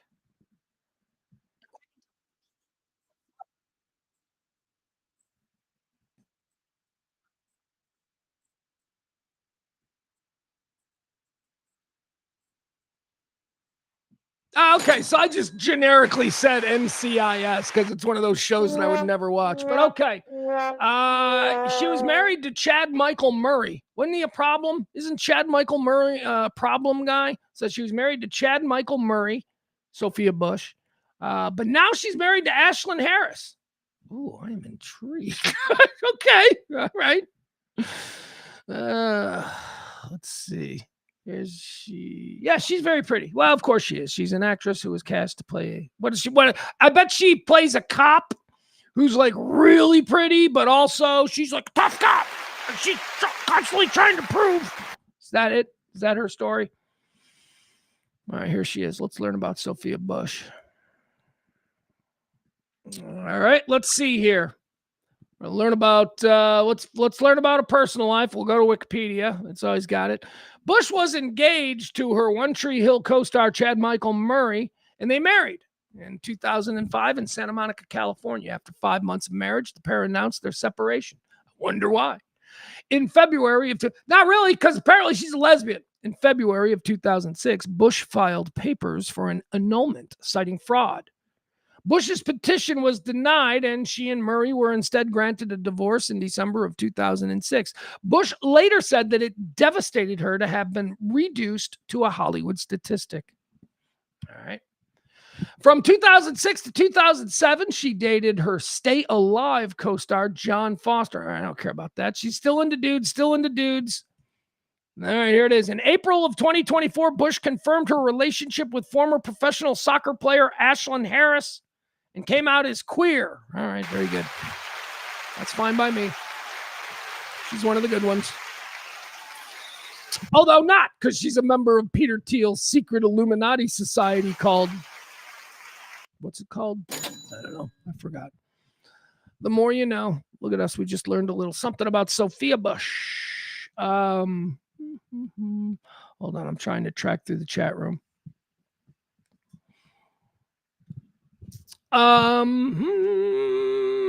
Is Chad Michael Murray a bad guy? ? I never heard anything about him. I know there was some cheating rumors, but that was never substantiated. Or am I wrong, April? I don't even know who Chad Michael Murray is. I don't know. It's like I know the name. I am pop culture clued in enough to know that he's an actor and not a very successful one, but somebody who probably was famous for one particular show during one particular time period. I don't know that he's got a follow-up. I haven't seen him in a movie. I don't know who he is. I couldn't picture him. I just think he was bad. Who was the guy? Do you remember the show with Suzanne Summers and Patrick Duffy? It was a sitcom, and they had a son, and that son in real life, not the actor who played the son, turned out to be like a total maniac. He had like a woman's name though. That's not, I think that's who I get Chad Michael Murray confused with. Hold on. This question for AI. Is Chad Michael Murray a D-bag? That's just all right. It says, I don't know. Maybe he's all right. It says he's all right. Has Chad Michael Murray ever been arrested for some celebrity hijinks or other such nonsense? Let's see if they tell us here. No, he hasn't. He's all right. All right, Chad Michael Murray's all right. It says here at 18, there was a Burger King incident. It says before he was famous, Murray was brutally jumped and attacked by 3 men. Well, that's not his fault. And he's had some relationship drama, but there you go. You're right. Thank you for setting me straight. Apparently, Chad Michael Murray is fine. God, I watched that show. What was it called? It was Step by Step. Is that what we got? There we go. Step by Step. Who was that guy? Sasha? Was it something? There was some guy. I never watched Step by Step. I had no actual familiarity with the show, but I do remember there was a period of time where somebody who was on that show or formerly on that show was getting in all kinds of trouble. I think his name was Sasha. And I'm like, oh, he's famous for getting in trouble, but also for being on a sitcom I'm unfamiliar with. I don't know. I forgot. All right, guys, let me take a break here. It is 1:40. That's right. So I'm going to get me some coffee, and I'm going to go to the restroom and probably go cry for a while. Love you guys. Be right back, okay? We'll be right back.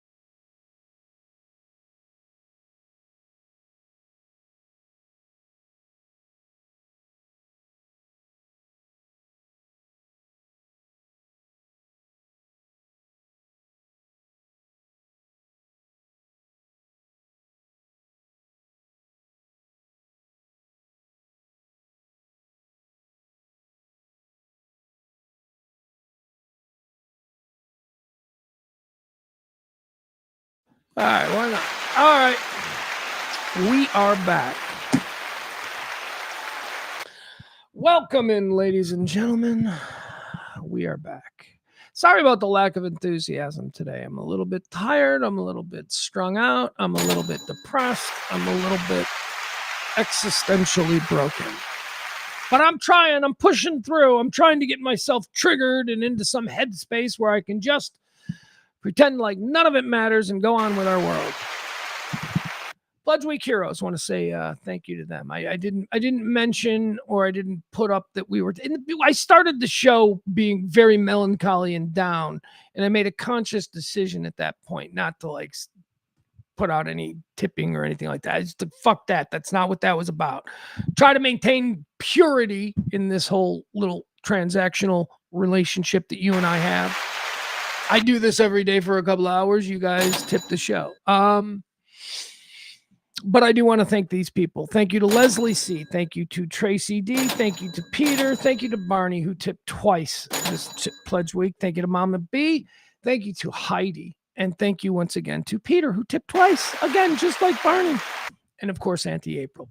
Appreciate you. If anybody wants to help keep this, it's like $200. It's back up to like $200 because, needed to get gas and needed to eat yesterday. So now we need like $200 to make our goal again. And we're not going to do it. We're not going to do it. We're not going to do it. That's all there is to say. We haven't had a tip in 2 days. 2 days, 2 shows during Pledge Week I've done. And I'm like, well, tip the show if you want. And we just don't have the reach. Like, this is not on you people. This is just there's only so many of you people. And look, we've got the people who are doing it. They're showing up every day. They're listening. They're enjoying the show. And they're doing what's being asked of them. They're helping us out. And some of them to degrees that are just unbelievable. Unbelievable. I mean, some people tip like, $1, and that's nice. Thank you for the $1. But let's be honest, that doesn't do anything. That's just nice. It's just you being nice. Some people once a month will drop like 150. They're like, here's $150. Those are the bombs that's why we can exist on 6 or 7 people. So I just want to once again thank these people that we count on every month who get us to even where we are now. Appreciate you. It's unbelievable. I mean, years after I'm done doing this, I will really, I'm sure that I'll lie awake at night thinking about, how unbelievably generous people were for 5 years. And I just don't know how I could ever thank you. I do know how I could thank you. I've got every single donation that has ever been made to this show in an email file. Because when you make a donation to either Venmo or Cash App, right? And that's how the show runs, it goes to I've got the same email that those donations go to. So I have a list. And it's always been my dream that if I ever become a billionaire, I'll make everybody who's ever tipped the show a millionaire. But again, that's a dream and probably never going to happen. But it's nice to know I'm thinking that way. Speaking of, when we went to the break there, I was confused. I was trying to think of who that 90s sitcom star was. He was a young man. I think I got him confused with Chad Michael Murray. As it turns out, Chad Michael Murray is totally fine. Except he seems to turn hot chicks into lesbians, which he might want to talk to somebody about. That sounds like some extensive therapy there. So Chad Michael Murray is fine, but I was thinking about who was the guy who was like he was always getting in trouble and he seemed to just be squandering his career. And we came up with that name. It's Sasha Mitchell. Sasha Mitchell from the show Step by Step, but he wasn't the son. He was like the nephew. I don't know. I didn't watch that show. God, did that show look stupid. That's every Seinfeld or every sitcom from the 1990s that wasn't on NBC was just fucking stupid. Just stupid. It was either like, what else was good? It was either Seinfeld or it was the Home Alone, which, God, formulaic.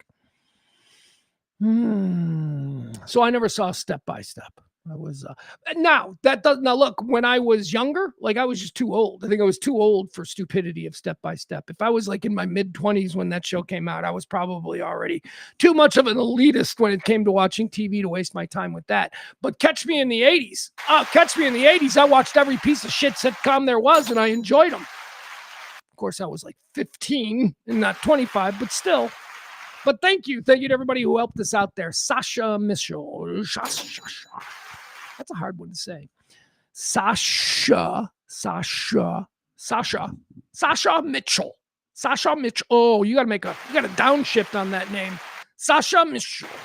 Yeah, that's all right. One other thing that I wanted to talk to you guys about, because I think that this is a way that I'm going to make some money. I think this is a way that I'm going to try my next live streaming venture after we hang this thing up into dry dock as being a noble but completely absurd project that went on for 5 years. You guys familiar with the Citizens app? So I got to tell you, 10 years ago, I still have the Google Doc. More than 10 years ago, probably 15 years ago, I still have the Google Doc where I thought to myself, now that everybody has cameras and everything in their pocket, we could create this network of citizen journalists. You could start a site. And again, this is like 15 years ago before really apps and all that stuff have come about. This is just another thing that I feel like I invented that is now happening and I'm not making a dime off of. Do you know that me and Ed, the guy who runs Radio Misfits, do you know that we invented Grubhub in 2000? Yeah, in the year 2000, Ed and I created this whole business plan that was about people It's basically Grubhub. It's basically food delivery. It's the gig economy. Ed and I invented it in 2000. It was called All the Menus. It was called allthemenus.com. And we actually took meetings with people and everybody's like, that don't ever work. That don't ever work. I don't know, the .com bubble. I don't know. And then now, now there's Uber Eats and there's Grubhub and there's whatever. So I invented that. I also invented this idea of citizen journalism, where because we all now have the ability to do news gathering, which used to be the sole domain of the big media properties, right? Because news gathering meant you needed to record this stuff with a camera, and television quality cameras, they were big and they were bulky and you needed a news van with a radar dish.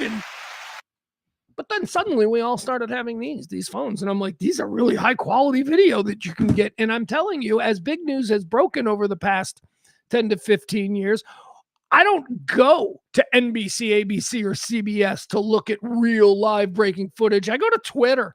I go to YouTube. I go to places where citizens, regular people who are there, are just up there filming and showing us exactly what's going on. I invented that like 14 years ago. I was like, man, we should do this. We should create a network of citizen journalists to cover everything. And I'm not talking about big things. I'm talking about a car accident in your neighborhood. You're there, pull over, get out, start filming, upload it. Now people in the neighborhood, we can all be like, oh, look, there's the car accident. That's Bob's daughter. Bob's daughter got in a car. That was kind of my idea. What was it called? Hold on, let me pull this up. Hold on, I'm going into my drive just to prove to you that I created what is now the Citizen app. That's what I'm talking about. I love the Citizen app. I am absolutely obsessed with the Citizen app. And not only because I invented it 15 years ago. Hold on, let me see if it's easily accessible. What did I call it? I think I called it Citizen. Hold on. Hold on. Bear with me. Well, we got other stuff that we'll talk about, but now I'm interested to see how my one sheet on the Citizen application plan that I had. I want to see how that one sheet matches up to what Citizen is. Hold on. Be in the C's, right? Wouldn't it be City? No, it's not City Watch. City Watch is another thing I'm bringing to you. I have City Watch, and oh my God, You know what, you guys, let me just show you something. Let me just show you what a voracious loser I am. Let me just show you my Google Drive and all of the freaking, look, these are all, oh, well, some of this stuff is stupid, but all of these are fucking, City Watch, that's a good one. Dad's Weekend. Curious Noises, another good one. Oh my God. Curious Noises is a script I'm writing. You know, and I don't want you guys to see my. What else do we have here? I can't find my Citizen thing. Was it not with a C? You know what? I'll bring it to you tomorrow. I'll show it to you tomorrow. Anyway, I want to talk about the Citizen app. I don't know if you guys have it. I think you should all get the Citizen app because I think it's where I'm going to be in the future. Oh, look at this. We got like 5 people. Wait, we lost the entire show. That's what happens when I stop caring. The Citizen app, I don't know if I can show it to you. Is there a, let's see, is there?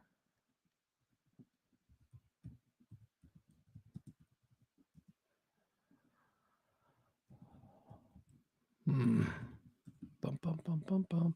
Yeah, okay. It looks like. Let me log in.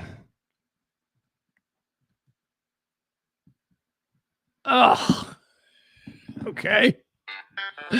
All right. If I want to log in to show you what this thing is and what I'm going to be doing. All right. There it is.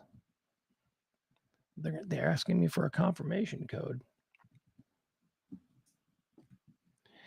So I'm reading this thing. Like I said, I'm obsessed with the Citizen app. I don't want the app. So there's no way to do it online. All right. So I don't even know how to show this to you. All right. So I guess there is no online version. So I wouldn't know how to show it to you because it's only on my phone and I can't get here to here. So I don't know. I guess we're just going to have to. So the Citizen app, it's really cool. Like my alerts go off all the time. You know, I have a whole bunch of these apps that alert me to breaking news and big stories nationally. But the Citizen app actually tells me about what's going on here in my neighborhood. Oh, doesn't this sound like a fucking commercial? I ain't getting paid for this. Sounds like I'm doing a commercial, but I do like it. So this is authentic. So I'm on it yesterday. And here's what it looks like. Let's see if I can show it to you. All right. So that's my neighborhood. That's where I am. You see that circle? See that circle? That's my immediate neighborhood. Okay. So what this is going to do is it's going to show me all of the police events that are happening in my area. And they're going to give me detailed explanations about what's happening. Here you can see some of the, this is not working. Yeah, the glare is great. And it's not showing up. All right, never mind. Anyway, what it does is, well, I'll give you an example. Last night, my son and I were sitting on the couch. We were watching the White Sox game, and an alert went off. And it was an alert for somebody causing a scene and starting fights with strangers at the Planet Fitness. Now, the Planet Fitness is like 2 blocks away. I'm looking at this. I'm like, hey, let's go watch. Let's go get in the car. Let's drive down there. Let's see the place. And so as I'm thinking about this, I'm poking around on the app and I see this thing. It says, go live with events in your area and make $400 a stream. Guys, we don't make $400 a month on this show. $400 a stream for standing next to a car accident at 79th and Kedzie and recording it? Are you kidding me? So yeah, I'm really into the Citizen app. I got to figure out how I can go live and how that plays into my City Watch concept, which I showed you there on my Google Drive. Follow through. I think that's what it is. It's follow through. I've got a million great ideas. You know how I tell you, I've told you a lot about schizophrenic me, the voice inside of my head. Okay, so this is what happens with my follow through. Schizophrenic me hasn't been around in a while, and That's probably a good thing, but he's still there. And schizophrenic me has been a voice in my head that every time I come up with something that I think is good, just before I'm able to really pull the trigger on it, schizophrenic me convinces me that I'm a fool, that I'm a loser, I'm an imposter. This is stupid. Everybody's going to laugh at you. And what the fuck is wrong with you thinking that you can do something? That's why I was in therapy for 15 years. It started we traced it all the way back to my first day in Little League Baseball. I was on a team where I didn't know anybody. And I got in a game and I froze and I stood there 4 or 5 at bats I had in this game. And I just stood there as an 8-year-old with the bat on my shoulder because I realized that if I didn't do anything, then I wouldn't do anything bad. Doing nothing is better than doing something bad. That was like the weird little thing. And I think that that's followed me. At least that's what we learned in trivia. But the Citizen app last night, I saw that $400. $400 a stream. I'm on the south side of Chicago. I can do this all night long, right? I can just get in my car and start responding to police calls and then filming the police calls and get $400. Anyway, if you're unfamiliar with the Citizens app, it's really fun. It's again, not a commercial. This is not a commercial at all. Let's see. What is the most recent thing that is happening in my area? Let's see here. A couple of blocks away, a car hit a parked vehicle. Okay, so it's not always going to be the most exciting stuff. That just happened. Got a power out 2 blocks away. That's right. Power outage reported 2 blocks away. We're fine, though. That's good. Anyway, that's one of the things that I think I'm going to start doing. I think it might be fun for me and my son. Get out there, be citizen journalists, participate in the Citizen app, and see if we can make $400 a stream. Dude, if that's real, if that really works, and if where I happen to be on the south side of Chicago, the crime capital of the Midwest, if that happens to be a beneficial, location for me, I'm going to be one of those YouTubers with a Lamborghini. I am. I'm going to be like one of you watch me because I'm telling you, if it's $400 a stream, I can do like 10 streams a day. My God, I'm blocks from Midway Airport. Do you know the kind of mayhem that happens at Midway Airport that I could just be there streaming live and making money? This is how we're going to make money now. This is it. These are the only jobs that are out there. I told you when I started the show that for the last week, I've been waiting to hear back about this warehouse job at the fucking Amazon place. And apparently, I'm not good. I'm not good enough for them. Like, I don't know. I have to tell myself good things. Like, I have to be like, oh, well, they obviously looked at my resume and went, well, this is just a filler job. He's going to leave as soon as he gets a good job. No, I don't know. What do I got to tell myself? Do I tell myself that I'm a middle class? I don't know that race has anything to do with it, but a middle class man of middle age. What? Nothing. There's nothing for us. There's nothing for us, and there's nothing for 18-year-olds. Nothing. So if you got your job, if you're 25, if you're 35, you're 45, you got your job, hold on. Hold on. Because there ain't nothing out there. I can't even get a fucking job. Seriously, I can't even get a fucking warehouse job. What is that about? What? Am I not downtrodden enough? Like, should I have gone in there? Like, no. Said I put on a fucking shirt and tie and brought a resume and talked to somebody and I thought I nailed it. How do you not give me the job? How do you not put me in charge of all of these miscreants? No, I don't even get a call back. I don't know. Anyway, Citizen app, that's my future. Running down criminals on the south side of Chicago. I'm sure my mom is loving hearing that. No, it's not dangerous. People do it all the time. I've watched here. There's a live video stream going on right now. Again, I wish there was a way that I could figure out how to share this with you and show it to you. That would be fun. Okay, the live stream has ended. Live stream police standoff in Schiller Park. There's a standoff. There's a bear cat being involved, and somebody's just standing there with their phone. You know how people just gather around these police things, right? So if you're on your phone and you're attached to the Citizen app, you could be making money by what you're filming. You never know what you get. Anyway, that's the future. I think that's what I'm telling myself. That's how I was finally able to fall asleep last night. I'm like, fuck it. We're going full-time citizen journalist. Gonna use that journalism bullshit that I learned all those years ago.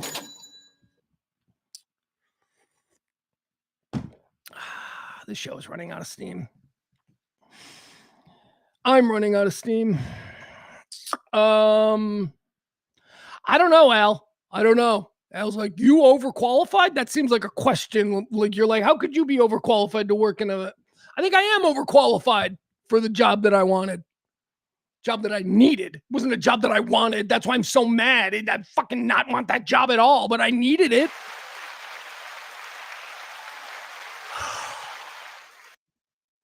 I don't know. It just bothers me. It bothers me. No, never mind. We're all going to make it. Stay positive. Let's see here. Anti-Lib said, blah, blah, blah, blah. April, did I hear you say you were looking for a new job too? Yeah, April is definitely looking for work. Everybody's looking for work. Barney says, everybody went to watch the UFO Council announcement. They will be back. Yeah, okay. I'll come back. Tomorrow, big disclosure day. Disclosure day part 3. To what? Distract us from the bad Iran deal? Is how it's going on now?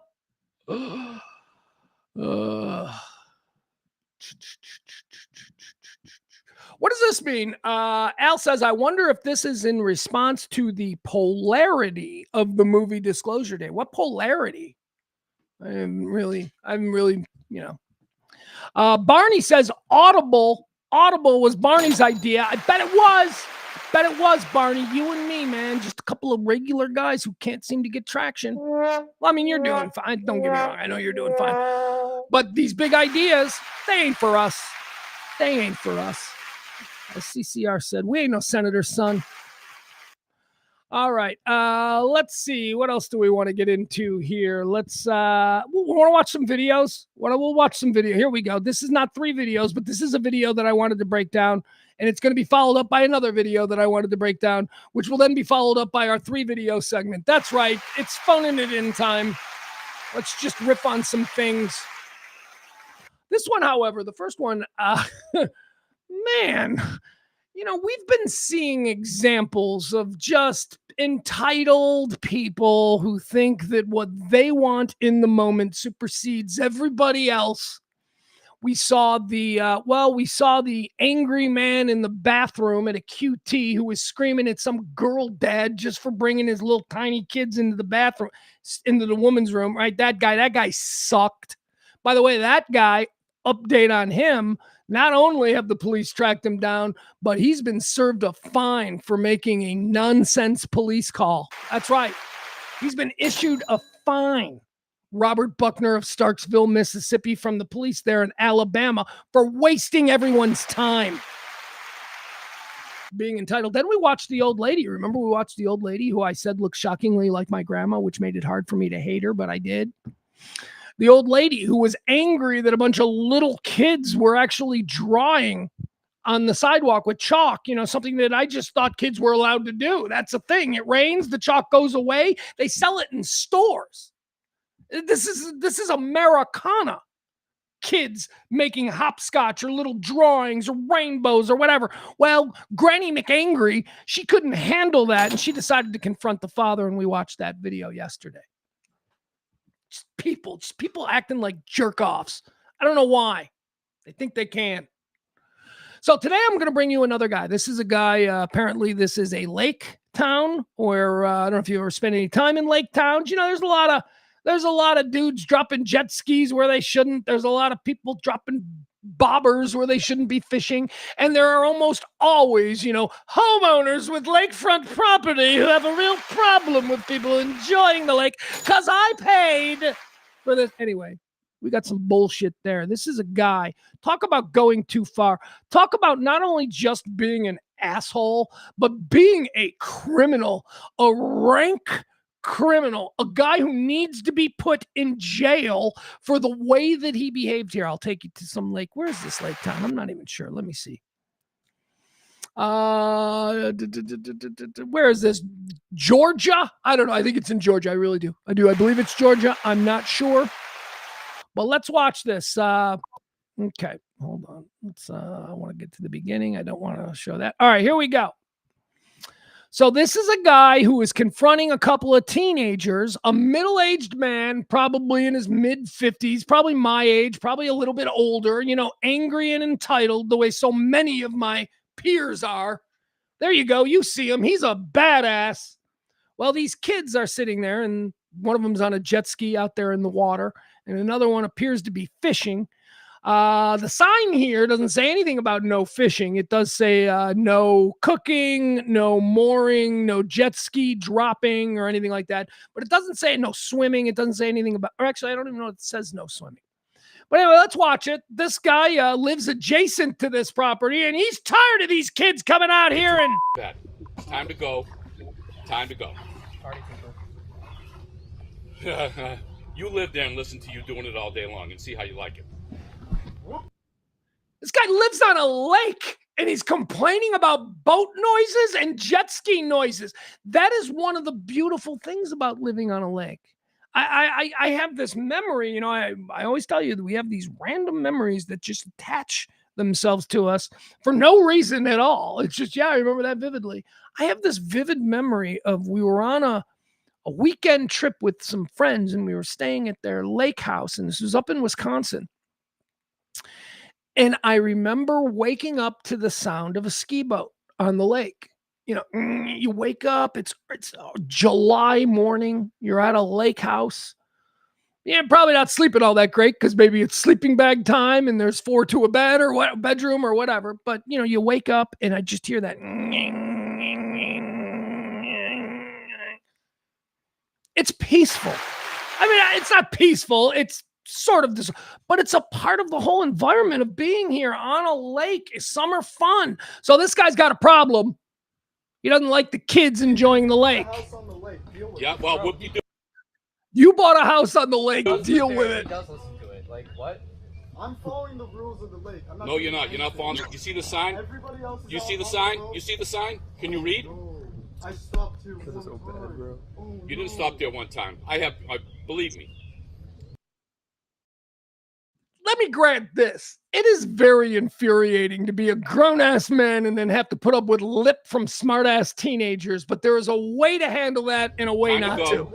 Just if you only stayed for a little while and did your thing, it's time to go. Let me have fun on my jet ski. No, go take it to another lake, someplace else. I live on the lake. Where do you live? On Downey Street. You don't. Go over to Downey. Go over there. Bro, dude, get a job, bro. Where do you live? What number not Downey do you live on? I'm not telling you where I live. Well, I'll find out by your registration of your car. Oh, I'm sure, yeah. I will. No, you won't, actually. I will. Won't. I promise you won't. Dude, I promise you. Obviously, the car is not registered to the address there. He's like, no, actually, you won't. It's registered to my grandpa, and he lives 3 towns away. You're not gonna do like, really? What are you gonna do? I'll just call the police again. That's all. Okay, are they gonna shoot me? Like, is that what they're gonna do? You want me to shoot you? Black. All right, shoot me. Shoot me. All right, so right here, this is a grown-ass man who has never learned the first thing about controlling his emotions. His ego has gotten the better of him. The child has challenged him, and he can't in the moment go, I'm just a fucking kid. This is not going to end well for me. No, he can't, because he doesn't have the tools to be able to do that. So here's how you react instinctively. Come on. Come on, big boy. Come on, big boy. What are you gonna do? Come on, Shoot big me? boy. Come on, big boy. Do it. What am I gonna do? Come on, big boy. All right, so notice this kid has a broken leg. Those are his crutches on the side. There. Come on, big boy. Let's do it. Come on. Use that big mouth of yours and do something about it. With your mouth. Yeah. See that? Did you see that? He snapped. He just assaulted this guy, and it gets a lot worse. Come on. Use that big mouth of yours and do something about it. With your mouth. Yeah.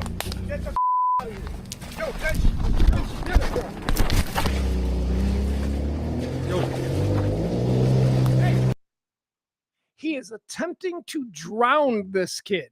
He has this kid underwater. He's on top of him. The kid is struggling after being smacked by this guy and tackled in the water. The kid can't get up. He's underwater. And this guy who is with this guy is just like, oh, I'm going to let this play out. Until finally realizing this is Pull too him up much. right now. Stop this. Stop. Hey, you don't look at me first and I have a broken leg. Back off. Back off. It's nice to see the friend was able to moor the jet ski quick enough and come over here. He was on the jet ski. He needs to show up and help his friend. Back off. I have a broken leg. Back off. I have a broken leg, you calm down. You're gonna stop this. Are you gonna stop? Stop this. What's wrong with you? Hey, I have a broken leg, you Is he your friend? Right now, the emotionally immature guy, the middle-aged man who never learned how to fucking control his instinctive, reflexive, really violence, he is now realizing what he's done. This is usually what happens. It's setting in. He's like, oh my God, I can't believe I did. That's what he's doing right now. He realizes what he's done, and he has fucked up seriously. Everybody's filming this. He attempted to murder this kid. This is attempted murder. Get him away. Get him away. Get my phone. Get my phone. Hey, come on over here. Come on over here. No.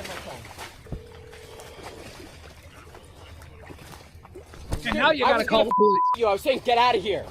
You're being a no reason. Going anywhere, dude. Cops are coming. You know, we're fine. I hate smart-ass teen kids, but in this case, these kids are absolutely right. This guy. Hey, he injured a crippled person. You know that? He's doing. That's a big jail time, bro. And he's still us. All right. No apology. I am crippled. You're. He's. He is right. The kid is on crutches. I mean, what are you doing, man? What are you doing? You think that guy has never hit his wife for saying something in 40 years of marriage? All right, let's find out. Let's see. Excuse me. Here is the story. We'll get more information. We'll see him. He was in court. Oh, he was so sad. This actually not Georgia. This is Hopkinton, Massachusetts. Man charged with attempted murder in beach fight. Stephen Dana, a 70-year-old man who's been accused of trying to drown an injured 21-year-old at the Hopkinton, Massachusetts beach, was released on bail on Friday. Dana is charged with attempted murder, strangulation, suffocation, and assault and battery on a disabled person. Holy crap! He better go to jail. You got to go to jail for that. Video shows him slapping the young man on crutches at Sandy Beach Wednesday before a struggle in the water. Framingham District Court Judge Michael Callahan said the video is disturbing in many ways, but said he could not grant the prosecution's request to hold Dana without bail because he's never been arrested or charged with the crime before.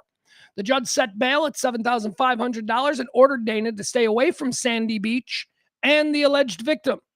The 21-year-old is Matt Duffy. He said Dana was annoyed that he and his friends were riding a jet ski in Lake Massapequa.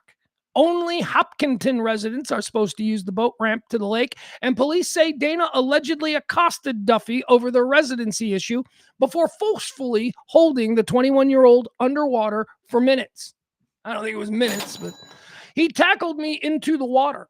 Then we were fighting, and then he shoved my head under and was not letting me breathe until my friend came up and pulled him off me, Duffy told CBS News Boston. I just knew I couldn't use either of my arms or legs as they were both broken, and it was just praying that he'd let me go or that my friends could pull him off in time. Duffy said he went to the hospital after to see if the incident had made his injuries even worse. Dana's due back in court on July 13 for a probable cause hearing. Yeah, he's got a whole world of trouble, that guy. Now, never been in trouble before? Well, he is now. And that's a pretty big indication of what he was capable of all this time. So what do you get for that? Like if I'm king of the world and I'm sitting there and I'm like, what do you get for that? Okay, I'm putting him in jail. That guy's going to jail. That guy is going to prison. Not county jail. We're sending him to prison. 6 months. 6 months in prison for that behavior. That's what I say. Doesn't deserve more than that. But attempted murder, you can't. His instinct was to hold the boy's head underwater. That is so fucked up. That just bespeaks a whole bunch of other things that I don't want to get into on this guy. there you have it. Just another entitled asshole who thinks that he can use violence or whatever he needs to in order to get his way. All right, now we're going to have one that's a little bit fun. Now we got a situation that I am fascinated by because I know men who engage in this. I know men who live in this world. They are men who will tell you, I've never paid for it. I would never. Prostitutes, what? Escorts, what are you kidding me? I've never paid for it. They're that guy who may not, by the old school standard of, getting an escort or a call girl to your hotel on a business trip or whatever, however it's done. Now, these guys are in the sugar baby, sugar daddy world.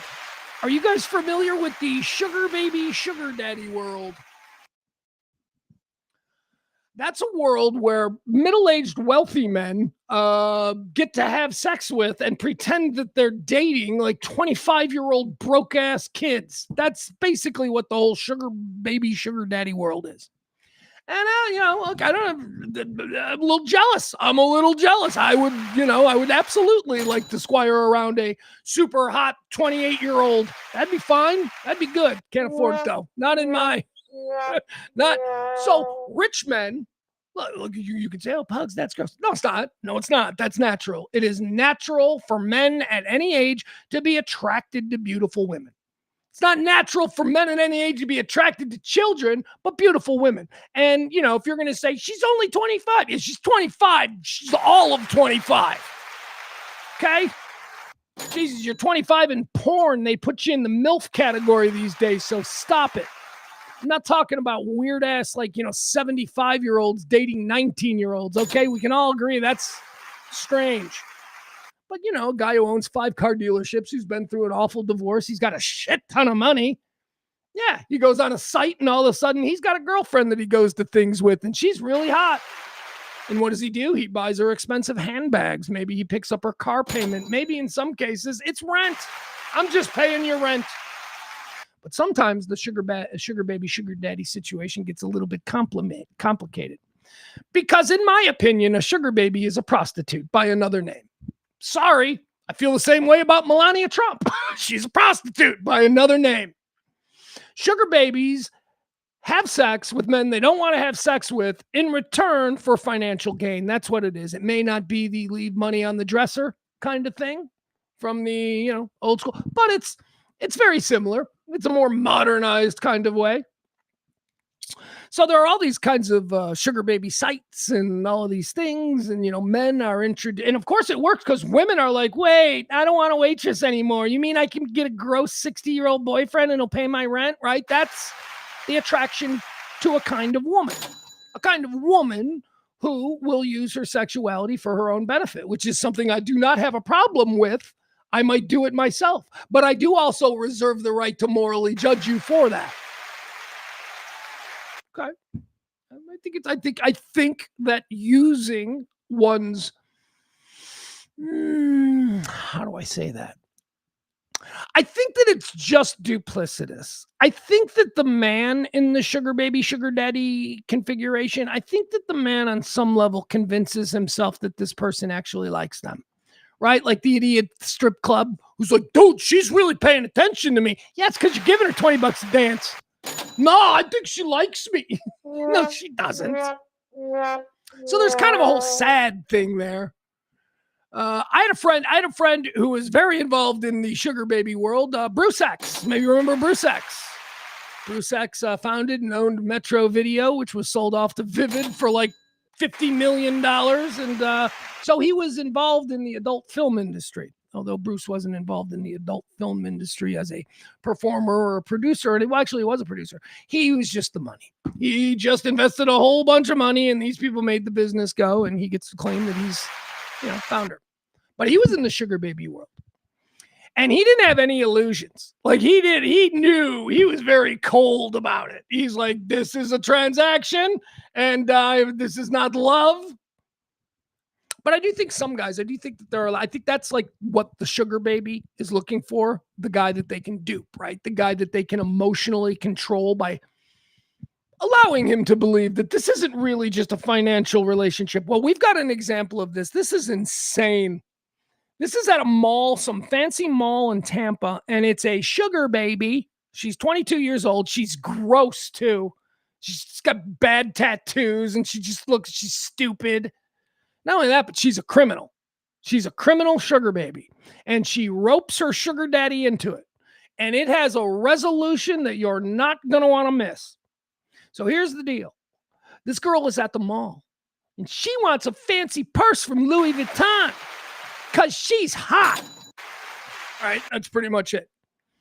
So she finds a stolen credit card, or she steals a credit card, or she comes into possession of somebody else's credit card there at the mall. And what does she do? She immediately takes this credit card and she goes into the Louis Vuitton store and she tries to buy a $4,000 handbag with it. It gets denied because the woman who lost the card,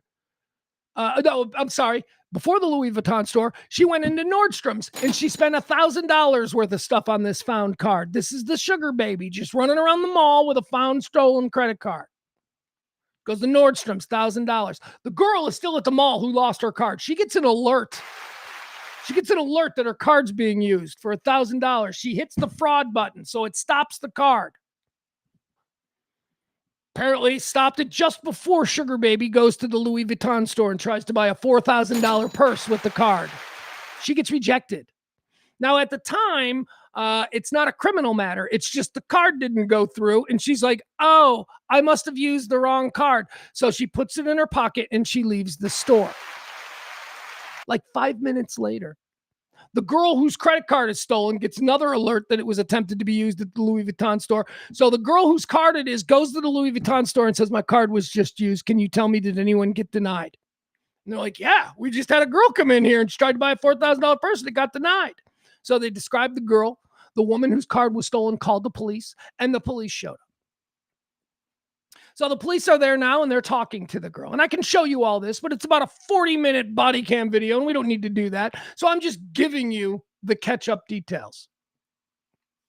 So the woman whose card is stolen is now called the police. The police show up to the mall. They're talking to the girl whose card was stolen. Then they talk to the manager of the store. And the manager of the Louis Vuitton store comes out to the cop and he says, you'll never believe this, but the girl you're looking for who tried to use that card, she's back. She's in the store. And it looks like she's buying the purse. So they're waiting to see. The cop's like, okay, well, let's just see, because obviously the card won't go through again if she tries it. And if she tries it, we're here and we'll arrest her. The sale goes through. So she comes walking out of the store, but now she's not alone. Now she's got Sugar Daddy with her. So, again, to catch you up, Sugar Baby's at the mall. She finds this card. She buys a bunch of stuff at Nordstrom's. Then she goes over to Louis Vuitton. Sugar Baby tries to buy a $4,000 purse, and the purse gets denied. So Sugar Baby immediately calls Sugar Daddy, and Sugar Daddy shows up to the mall and goes, I'll buy you the purse.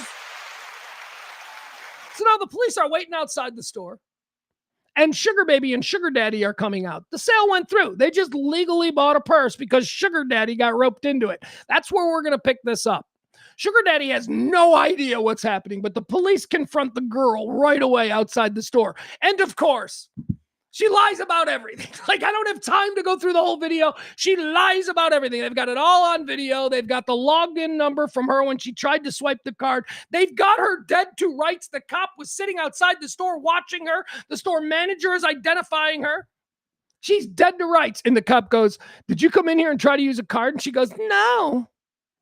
And he's like, yeah, you did. We got it on video. And she's like, well, I did, but like, it's like that. Like everything. Did you try and use somebody else's card? No. Well, we've got you on video swiping that card and the login number matches the stolen card. Well, I found it and I didn't know. Like, it was just like the worst lying job from some dumb 22-year-old whore, which is what she is, who thinks that she can get anything that she wants because there's always a middle-aged man willing to drop a credit card so that she can get a $4,000 purse. Let's pick up the story from there. She's being grilled by the police, and Sugar Daddy, who has no idea what's happening or what kind of woman this is. I mean, I'm sure he has an inkling. He is, after all, paying for her shit in order for him to receive sex. So let's pick this up. Okay, so we're going to start with the police. Interview. I bet you want to see the sugar baby and the sugar daddy, don't you?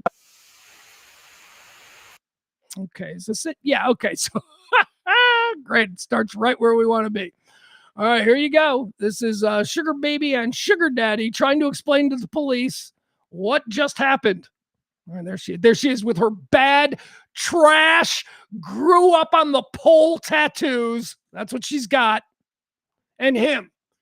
He was probably happily married for 25 years, and then he just decided he could do better. And now he lives in a condo on the waterfront here in Tampa, and he's dating girls like this.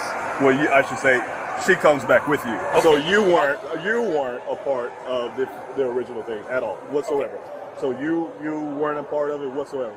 But the cop is explaining to the sugar daddy that, look, you didn't do anything wrong. She just called you. She tried to steal a purse with a stolen card, and then it didn't work, but she still wanted the purse. So she just called you, and you came, you simp, you absolute cuck. You came with your credit card, and you bought her the $4,000 purse, and now we're going to arrest her. And the stories match up. She was in there by herself, tried to make a transaction using the victim's stolen card, and then you come with her when she leaves out. She gets you, whatever happens, you guys meet up, whatever, y'all go back inside, or you go inside with her at that time. So you had no involvement in it whatsoever. All right? All right. I need to address something here because Maddie's going at me. Maddie says that's dumb. Men enter the sugar daddy agreement knowing full well what it is. They want the sex. Yes, of course.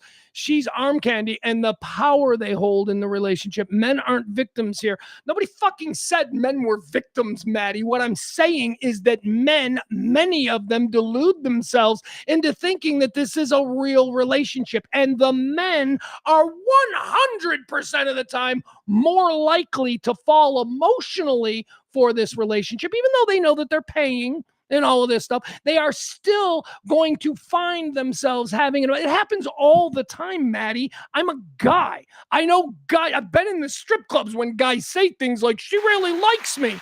You have no idea. Victims? Are you saying the women are the victims here? I don't know who the victim is in a sugar daddy arrangement, as it does seem to be purely transactional. But we're talking about the emotional toll. Who is more likely to actually fall in love? It's the man who is with the beautiful woman that he can't get unless he had money. I don't even understand why you called me dumb, but you did. All right, let's get back to it. This guy would marry this woman. Men would marry their sugar babies.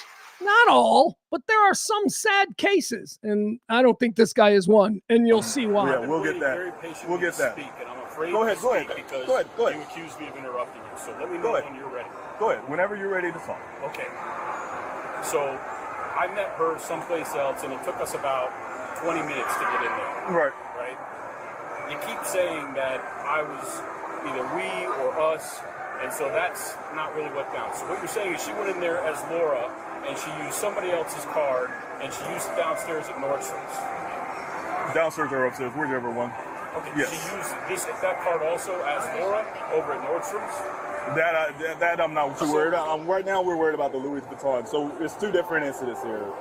Two different incidents. Okay, so then I go in there, and she's been kind of hitting on me to get a bag for a little while. So then she's giving me this bullshit that I'm going to give her a bag. And the reason why I said bullshit is because I'm totally against spending this much money on a bag.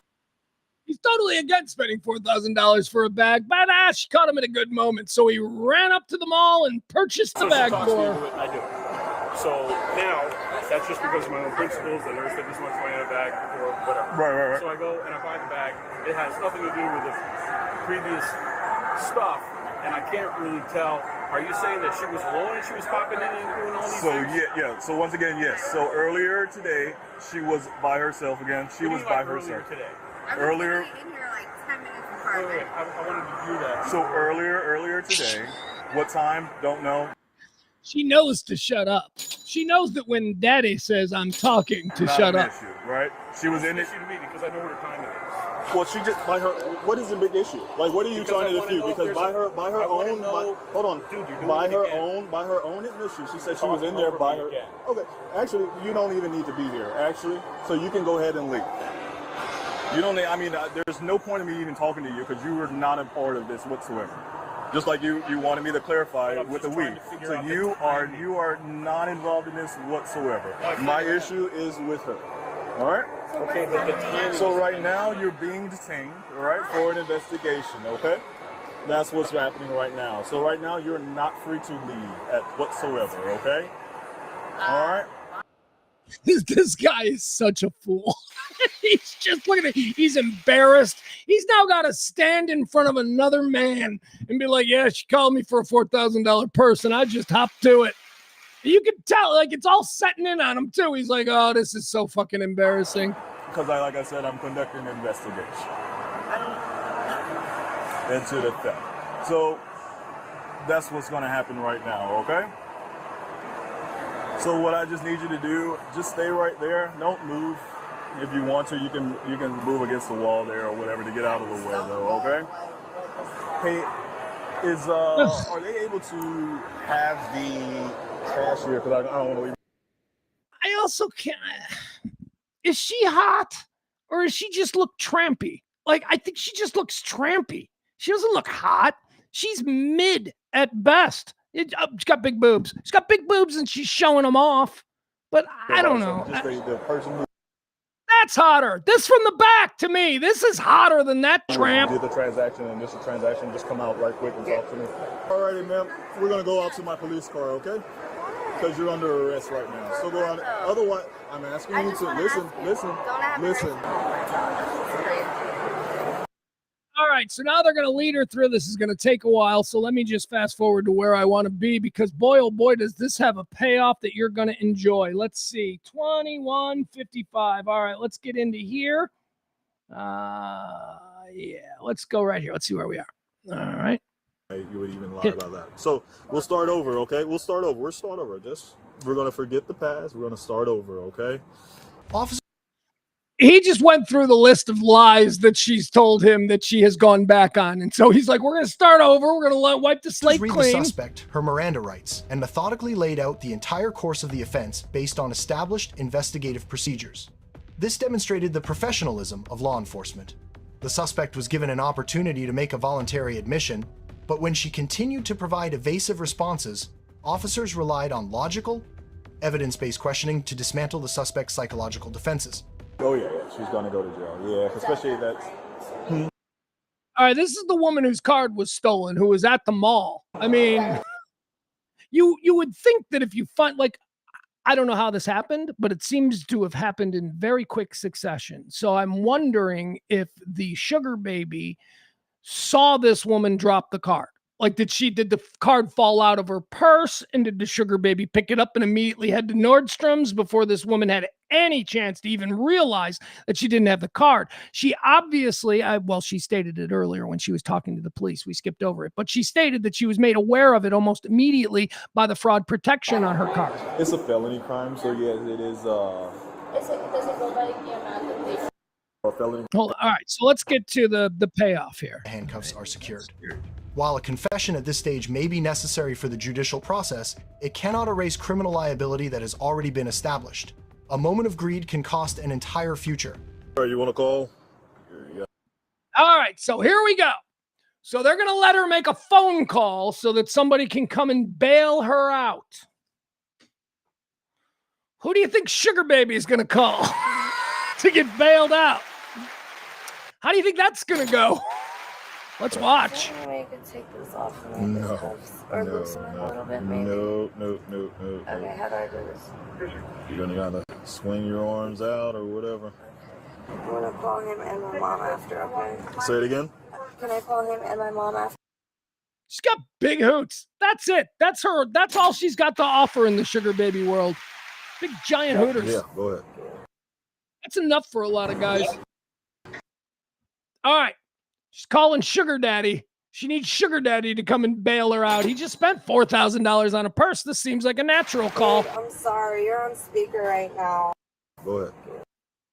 Notice how she talks to him. Babe. Babe, I'm sorry. You're on speaker right now. I'm really sorry for all of this. I this is going to happen or else I would have never did this. I'm not your call.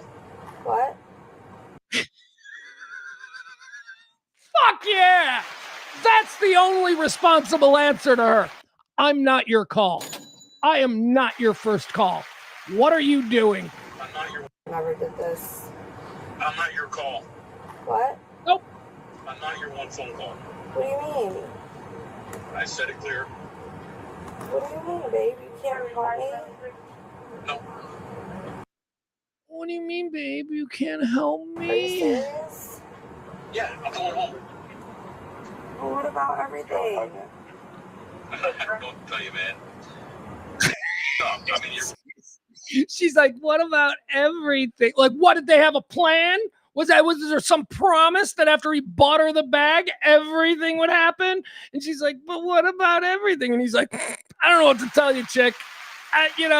You're nuts. You're a criminal. Stealing shit with credit cards. I didn't mean to. I just found it and it was a decision.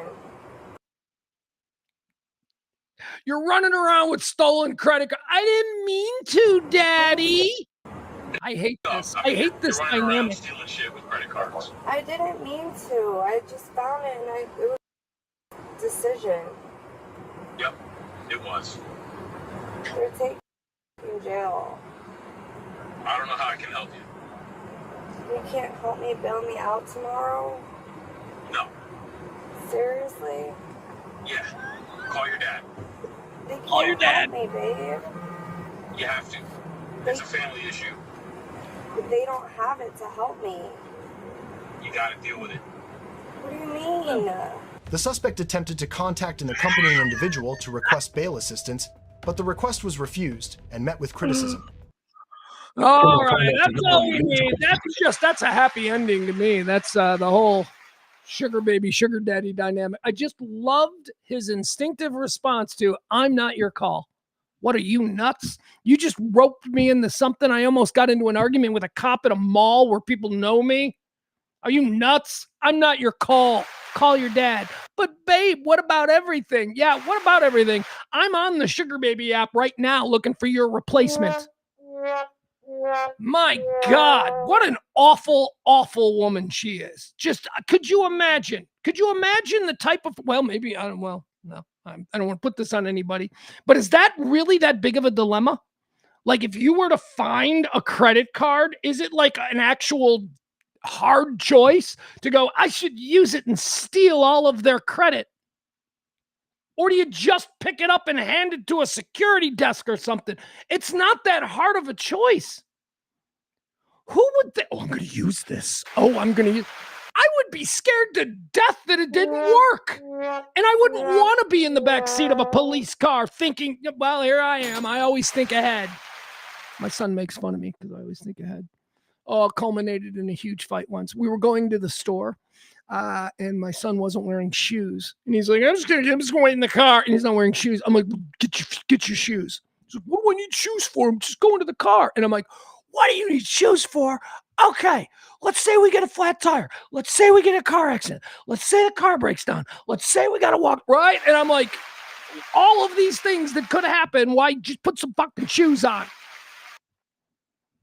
You're always worried about things that aren't going to happen. Well, because I've been around a while. And you know what? I've seen plenty of things that weren't going to happen. And I want to be prepared for them, okay?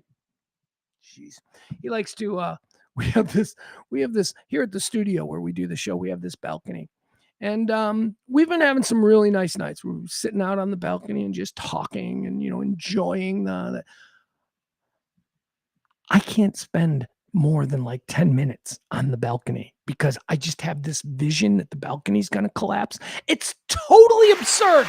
It is not a real concern, but I'm so worried about it that I'm like, all right, I'm heading in. You're going to sit out here. He's like, all right, I'm going to stay out here, bro. I'm like, okay, you stay out and enjoy the night air. But I have this, I'm always worried about what could happen. Now, apparently not financially or with my retirement or anything like that. That I'm just going to let play out. We'll see. But, little things I'm always worried about. What might happen. So I'm always preparing. I always bring a sweater. Always got a sweater. Do you know that my car has a blanket, a sweater? It's got everything I could need. There's actually an extra pair of shoes in the trunk of my car. I don't know why I need them. Oh, I do know why I put them in there. Because of the kid. because the kid doesn't like to wear shoes. So I'm always going to have an extra pair of shoes in there just in case. All right, let's get back into Frankie D says Timu Kardashian. I like that. I don't know what that is in reference to, but I do like those two words being squeezed together. Maddie says, call me dumb again. She says, by the way, there's no doubt in my mind that he went ahead and bailed her out or helped her in some way later on. He did that then, but I guarantee he went back on that later. I don't think so. You have no idea. If you've been on one of these apps, well, why? He's just going to click on the next girl. What? This isn't. However, you are kind of proving my point that it is the man who is more likely to adopt some kind of emotional attachment to this person. So, but I don't see him as that guy. He's not that guy. There is that guy that's out there. But just by the way he was talking to the cop and the way he instinctively said, I'm not your first call, he's not that guy. I think he moved on from her, and he's got a new blonde sugar baby that he's buying bags for. You bet he canceled that purchase, too. Can you do that? I don't know if you can do that. You probably can't. He was there at point of purchase. He bought it for her. I think that's a done deal, but we'll see. All right, there you have it. A nice little example of the sugar baby, sugar daddy dynamic, one that I've always been fascinated by. We do need to talk about some celebrity deaths. You know, me, I like to keep track of the death trilogies. We haven't done it in over a week. Stacey King, famous Chicago Bull and Bulls broadcaster, passed away shockingly on the 7th day, I think the 7th day of June. So that was the last time we did a death trilogy, but we've got 3 new people who died yesterday, 3 new people that we need to figure out where in this trilogy they go. Excuse me. So let's look at it. Here we are. The last death trilogy that I think we covered, that was the one with Stacey King. That was a good one, right? Hold on. Let me see. I think that was a good one. Weren't there a couple of athletes in that one? Again, my theory is that, well, it's not my theory. We all know it's a fact. Celebrities die in threes. They die in threes within 10 days of each other. Why is that? Because in heaven, there is a celebrity wing. It's a gated community made up of 3-bedroom condominiums that people of note, they get to live there. And they live free to a condo. So that's why celebrities die in threes, if you were ever wondering. All right. So the last one that we did here. Okay. So we had the 19th death trilogy of 2026, and that was Rick Adelman, American Hall of Fame basketball player and coach, of course, famous of the Portland Trail Blazers. Rick Adelman, 79, he died. He was followed by Peabo Bryson, the American singer, 75 years old. Beauty and the Beast, right? A Whole New World. Peabo Bryson was big. So the 20th death trilogy was Rick Adelman, Peabo Bryson, and the aforementioned Stacey King, 59-year-old American basketball player and broadcaster, 3-time NBA champion Stacey King. That's number 20 or number 19. That's a good one. That's got 2 professional basketball people and Peabo Bryson, who maybe likes basketball. He could sing the anthem. That's good.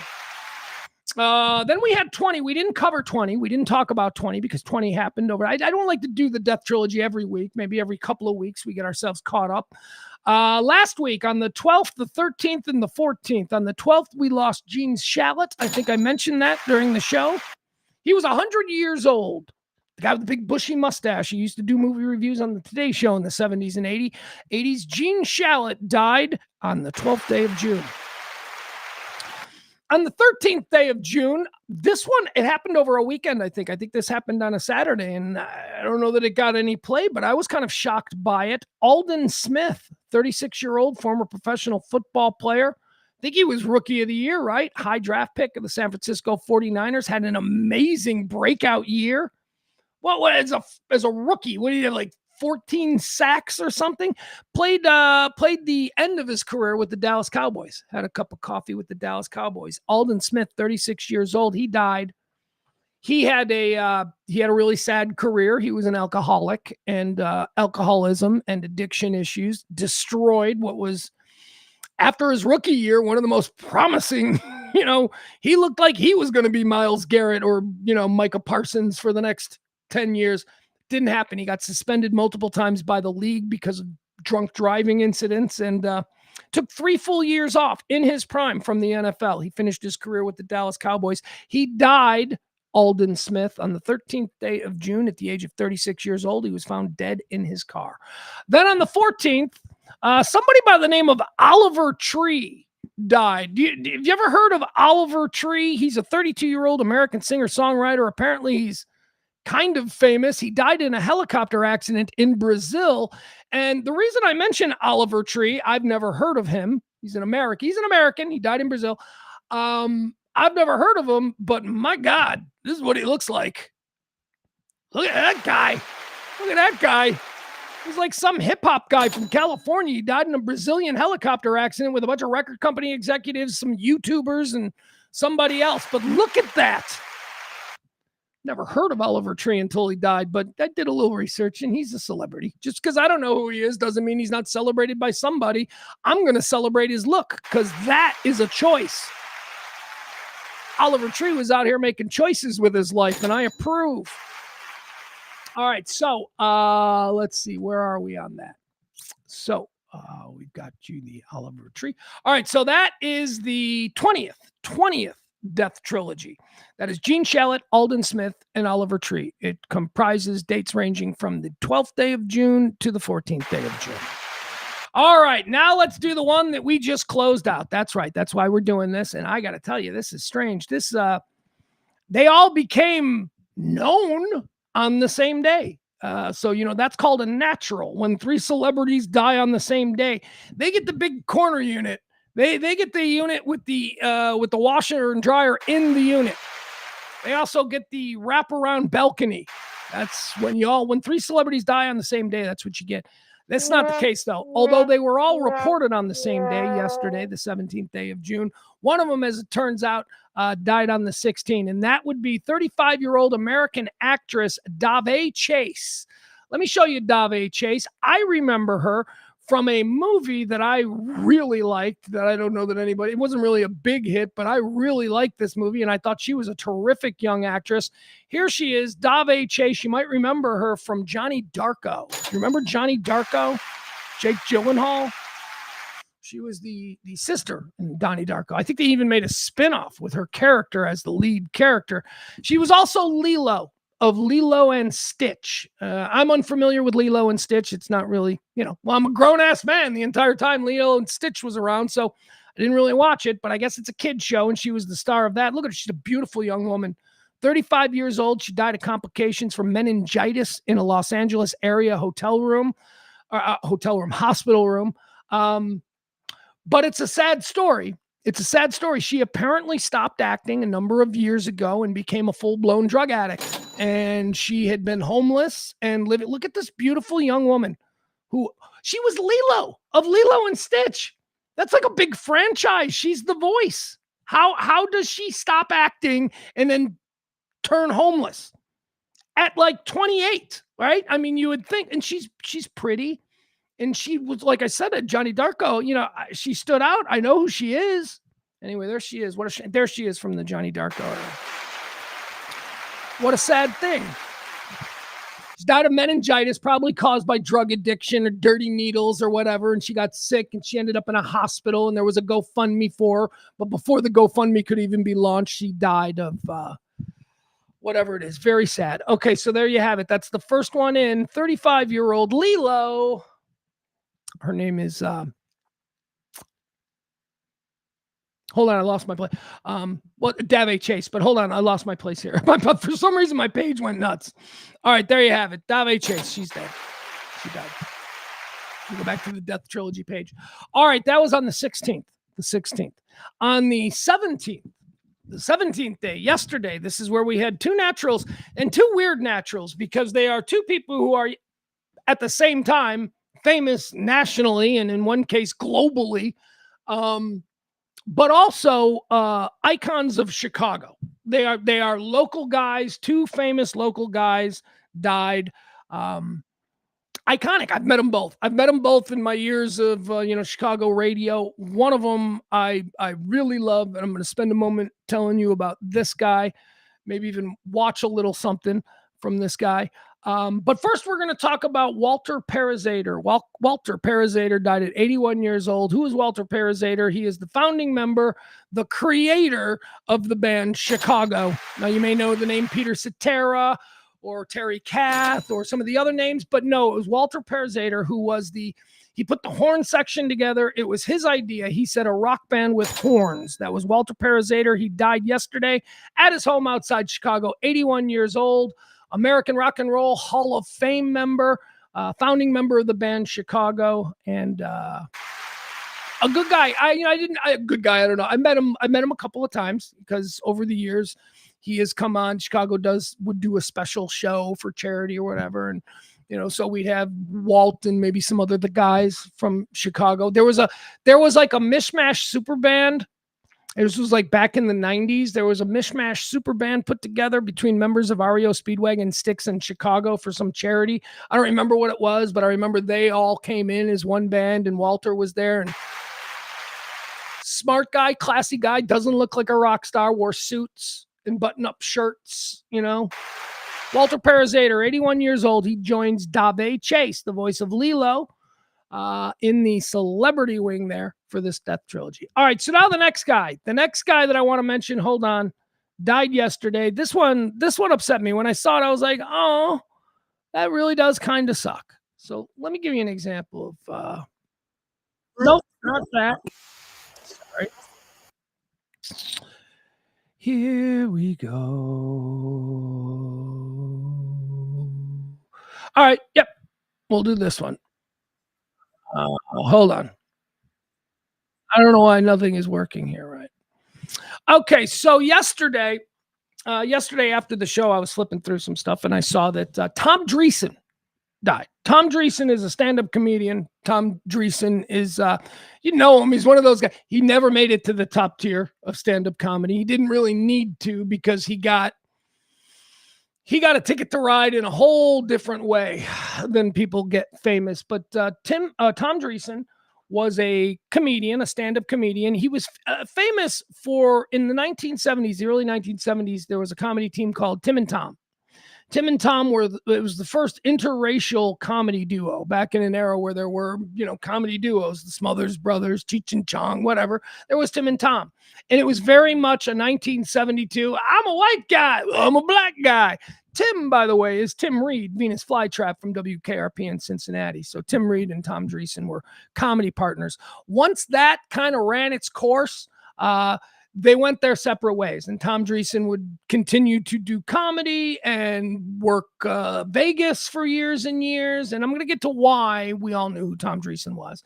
But Tim Reed, of course, would go on to be Venus Flytrap and he had another show. He had a show that was built around him, a sitcom I don't remember what it was called, but I think it was with his wife. Anyway, Tim Reed would go the acting route, whereas Tom Dreesen would stay sort of the comedy, whatever, although never in the comedy vein of his peers. Tom Dreesen came up with the likes of David Letterman, lifelong friends, came up with the likes of Jay Leno, lifelong friends, came up with the likes of George Carlin and Richard Pryor and Billy Crystal and all these people from the 70s. But he wasn't like them. Dreesen wasn't like them. Dreesen was real clean. He was real sort of straight and almost a throwback. Dreesen was like a comedian that you would have seen on Ed Sullivan in 1955. The problem is it's 1975, and all of his peers were doing something completely different.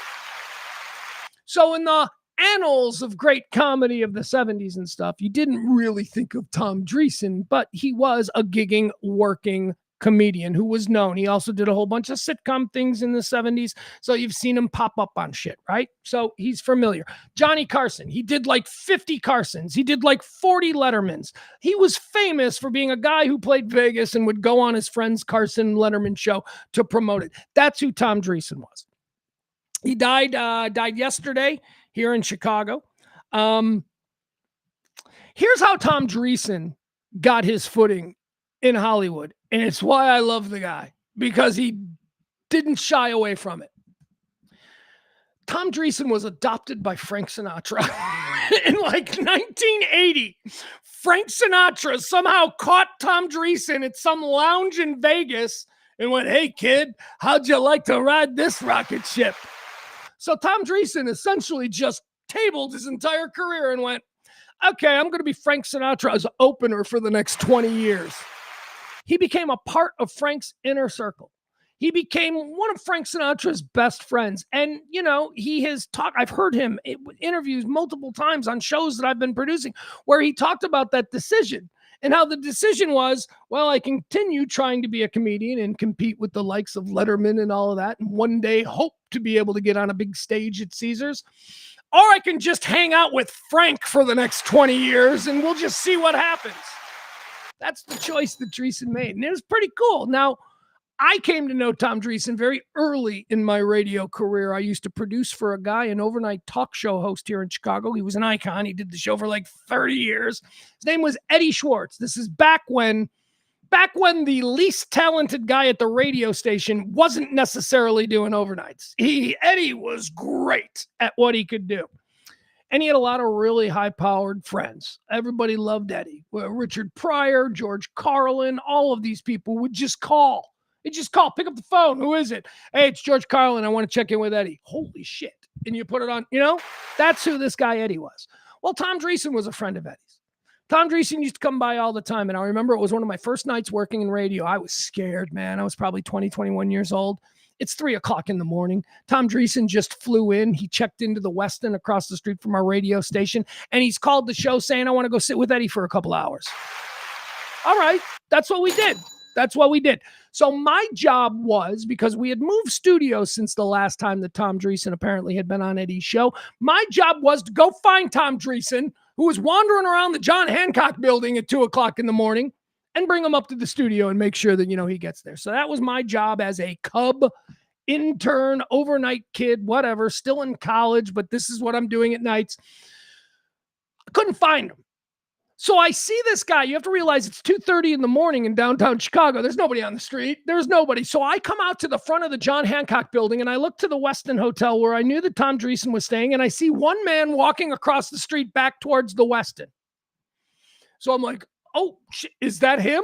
And again, I'm like 20 years old. I'm not sure who this guy is, but he's, you know, he doesn't look like a bum. And a bum or a cop is pretty much all I'm expecting to see on the streets at this time.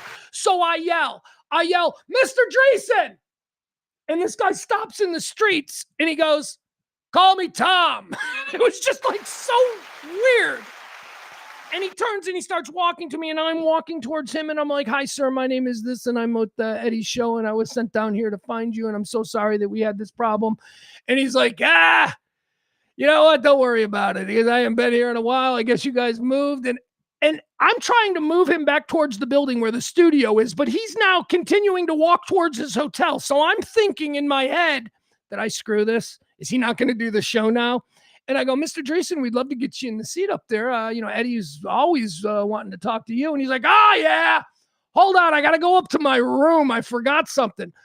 So what I initially saw as him getting lost, trying to find the studio, giving up and being like, fuck these people and going back to his hotel was not the case at all. It was actually, he just came across, forgot something in his room and wanted to go back to the room. And I said to him, I go, okay, I'll wait right here for you. And Tom Dreesen goes, nonsense, you're coming with me. And I'm like, okay. And I don't know what this is about. He's like, I don't want to lose you again. I'm like, okay, so I understand. So now I got to go up to the penthouse. He's staying at the penthouse at the Westin. The door had a butler. This is the Frank Sinatra connection. This is how Frank rolled.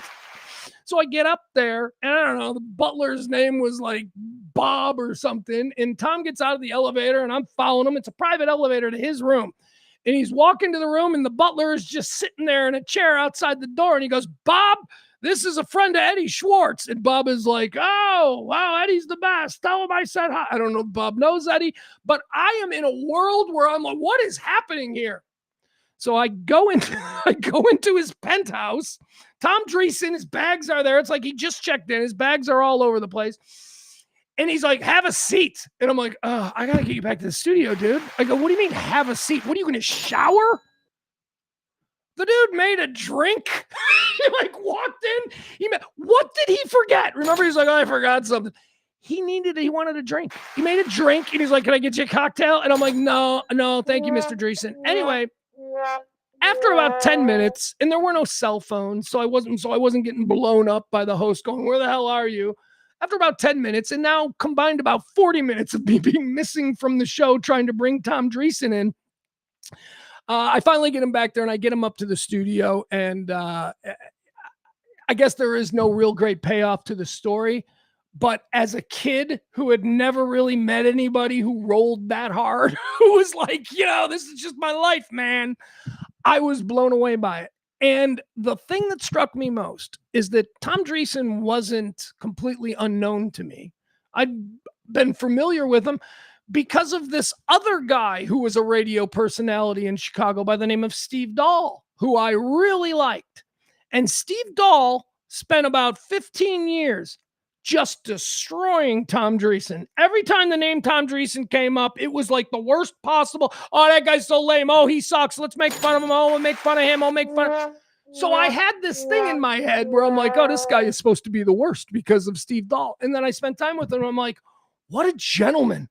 What an absolutely cool guy. It's like he recognized that I was some scared kid and that he was like, don't worry about it. Just go with me.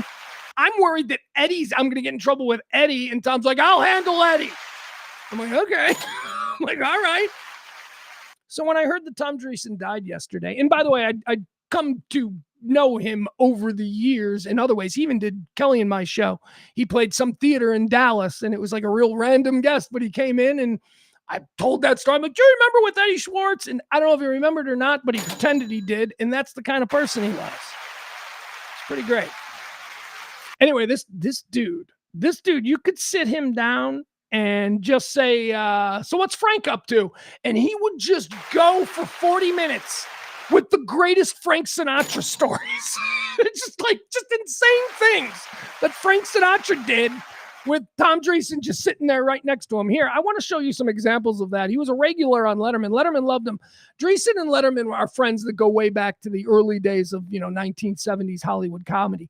But here was one of the Tom Dreesen appearances on Letterman. Actually, this is a hot mix of a whole bunch of like Sinatra stories. So let's just listen to a couple of these from a guy who passed away yesterday, who I really thought was a truly cool guy. Just a really nice, genuine guy who lived a really nice life. Yeah, I mean, by the standards of, comedy and cutting it up in clubs, maybe he sold out to just be Frank Sinatra's permanent guy, but whatever. I don't know that I wouldn't. I mean, it's a life. He died yesterday at 81. Here's Tom Dreesen with David Letterman. 13 years. 13 years. And how did you meet him? What was the first encounter with you and Frank? How did that go? How did you get the gig? I did it by being glib at the right time. His attorney was in a hotel. I was working with Smokey Robinson at Caesars, and his attorney was next door at Harris, where Frank was working. I ran over to see the show after my show, and his attorney said, they introduced me, and the vice president of Harris Hotel said, I think Tom Dreesen would make a great opening act for Frank. And the attorney said, yeah? Hey, kid, if I gave you a week with Frank, would you want more than $50,000? I said, Mr. Rudin, put it this way. If you gave me a week with Frank, would you want more than $50,000? Yeah. He said, I like this kid. Yeah, sure. See, this is the kind of thing, that's why I don't go 2 weeks later, I got this kind of thing right here, somebody's going to get hurt. No, it's not. Somebody's going to get hurt. You start smarting off to the wrong guy, you're going to get hurt. And I got the job, and I toured with him 13 years, and it was the greatest 13 years. Did you ever have, because you hear these stories, about he's a tough guy, he's always drank till he was like 80, he was drinking Jack Daniels, smoking butts every night, sure. and could handle himself and was a tough guy. He was a scrapper. He was a tough guy. But did you ever see him go after anybody? Well, the reason he kept me for years is I could take a punch. I mean, he wanted a comedian. But I'll tell you what let me tell you about his sense of humor. He saved Shecky Green's life. Yeah, he told the guys, stop hitting him. He's had enough. He's had enough. Is that Philly? All right, there, just a little taste of Tom Dreesen. Very nice man who I have very nice memories of. Always did so much for charity. This guy did an annual 26-mile marathon for his sister. It was an annual thing in Chicago for like 30 years called the Run for Darlene. Darlene was his sister. She had some disease. And he used to just get, the biggest stars in the world. Why? Because of Frank. Because, if Tom needed to raise money for his daughter, he would tell Frank, and Frank would get Bob fucking Hope to show up, shit like that. Just crazy, fascinating life. He never wrote a book. He wrote a book with Tim Reed that I read. The book with Tim Reed was about 20 years ago, I think, and it was about them doing the first interracial comedy team thing in the 1970s and how, that either helped or hurt both their careers. But anyway, a book on just his life with Frank would have been the most amazing thing. But I guess that's why Frank liked Tom, because Tom was never going to write a book. Not about that. He'd go on Letterman and tell little anecdotes, but that's about the best we can get. All right, so Davy Chase, right? That's the Last Death trilogy. It's Walter Parazater, of the founding member of the band Chicago, Davy Chase, 35-year-old actress, most famous as Lilo from Lilo and Stitch, and the very nice Tom Dreesen. There you go. That's Death Trilogy number 21 for the year 2026. Quickly, let's do 3 videos. Here's one. Is Kevin Barber in the chat room? Is KB Artist in the chat room? Because he's an old Disney artist. I need him for this one. The first thing that we're going to show here in our 3 video segment, I need to know if this is real or not. I mean, I don't know that I have a problem with it if it is real, but it is kind of mind-blowing, huh? This is under the heading of Disney is a lie. Disney is a big lie. So look at this. So these I'm going to show you. Well, turn the sound down. I'm going to show you 2 frames, stills, I don't know, of 2 separate Disney cartoons. It looks like Winnie the Pooh and Jungle Book. Okay, I'm going to show. Apparently, they're the exact same cartoon, just with different characters drawn on top. Watch this. Disney is a lie. And again, I don't know what that means. I don't know if this is really a problem. It is interesting though. All right, watch this. So bottom, you have a scene from Winnie the Pooh. In the top, you have a scene from Jungle Book. Let's watch. See, it's the exact same scene. They just, look at, he's got to pick it up. He's going to throw it. He's holding something in his hand. He's going to throw it again. Look at it. And he's going to walk down. Isn't that wild? I'm sorry. It's just wild to me. I didn't realize Disney did that. All right. So Disney just takes like stock stuff that they've used before and they just throw new characters on it. Pretty cool. Here's another one for the 3 videos here. Are you a big fan of John Mulaney? I am. I love John Mulaney. He's got a dark side too. John Mulaney is a guy, I've said this now for a while. He's going to be one of these stand-ups who becomes an actor. He looks like an actor. He looks like he could be a leading man. And if you can do comedy to the level that guys like John Mulaney can, then you can do drama. Because comedy is way harder than drama. Great Shakespearean actors, they don't want it, but it's true. It's absolutely true. It's why we're always shocked when we see a comedian do a really dramatic role and we're like, wow, I didn't know. Robin Williams, for example. So if you can do comedy, drama is supposedly really easy. So John Mulaney, I've always looked at him and thought, that guy could be an Academy Award-winning actor. He's got a natural dark side. We know about his personal history, about drug addiction and how it almost destroyed his young family and all that kind of stuff. We know all that stuff. So we know he's got a bit of a dark side. But here, I want to show you this. This is wild. I don't know if I should tell you what it is or if I should let you just watch it and then be like, huh. All right, I'm going to show you this. All right, this is a new trailer for we'll call it, it's a new trailer. It's a new trailer for something that John Mulaney is doing, okay? So here, let's watch this. And I don't know what to make of it. But this John Mulaney himself put this out this morning. And I bit. I'm like, okay, John, what's going on here? All right, here you go. Comedian John Mulaney put this out. You tell me what you think of this.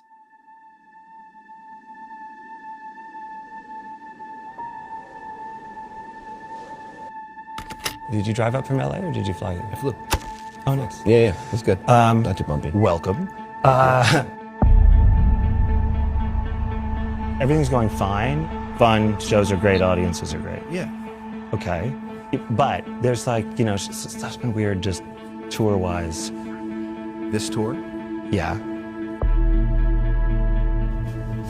I don't mean like logistical, I mean like strange.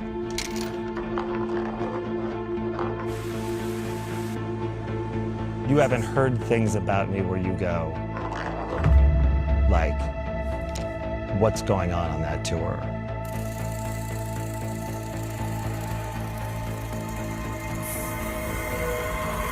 If anything's happening that you're not telling me about, it would be better to tell me this time. Sometimes it's not good to tell me, but this time it's better to tell me than to not.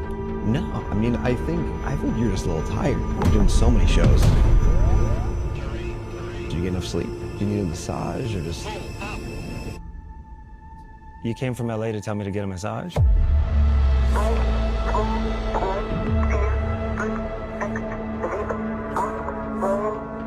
Nothing feels weird to you? It's a thick schedule, but I think you just gotta power through.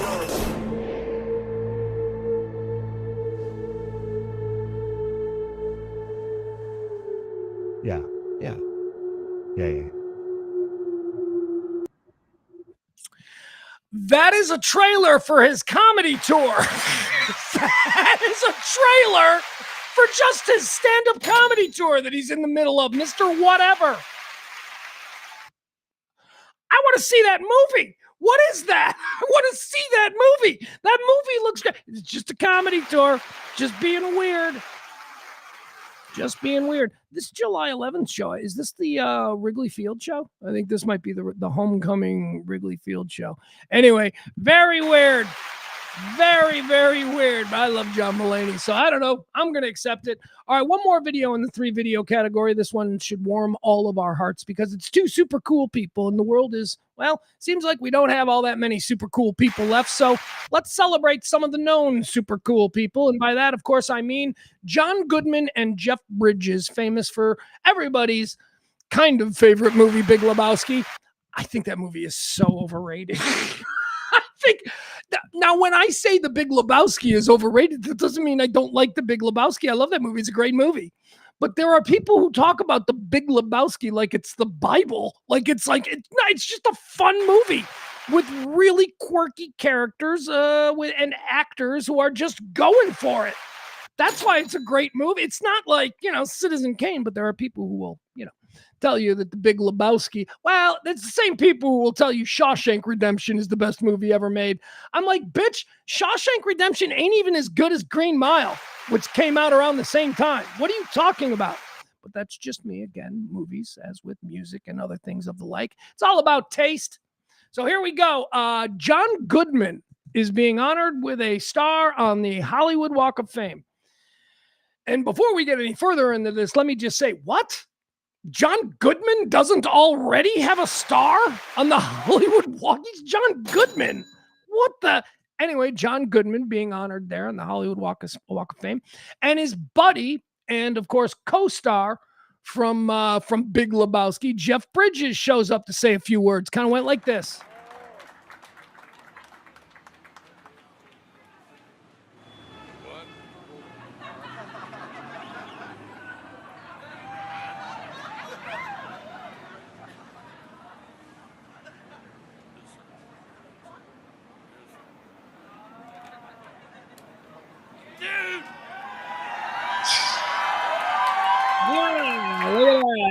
He's got the dude sweater. Jeff Bridges still owns the dude sweater.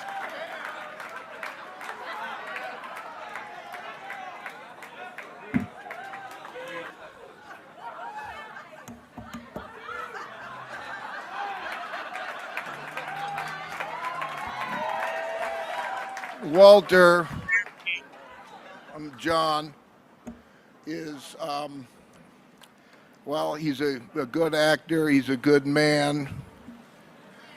John Goodman, yeah. And that's it. He's a good actor. He's a good man. He's John. Okay, that was cute. I thought it was cute. Jeff Bridges is cool.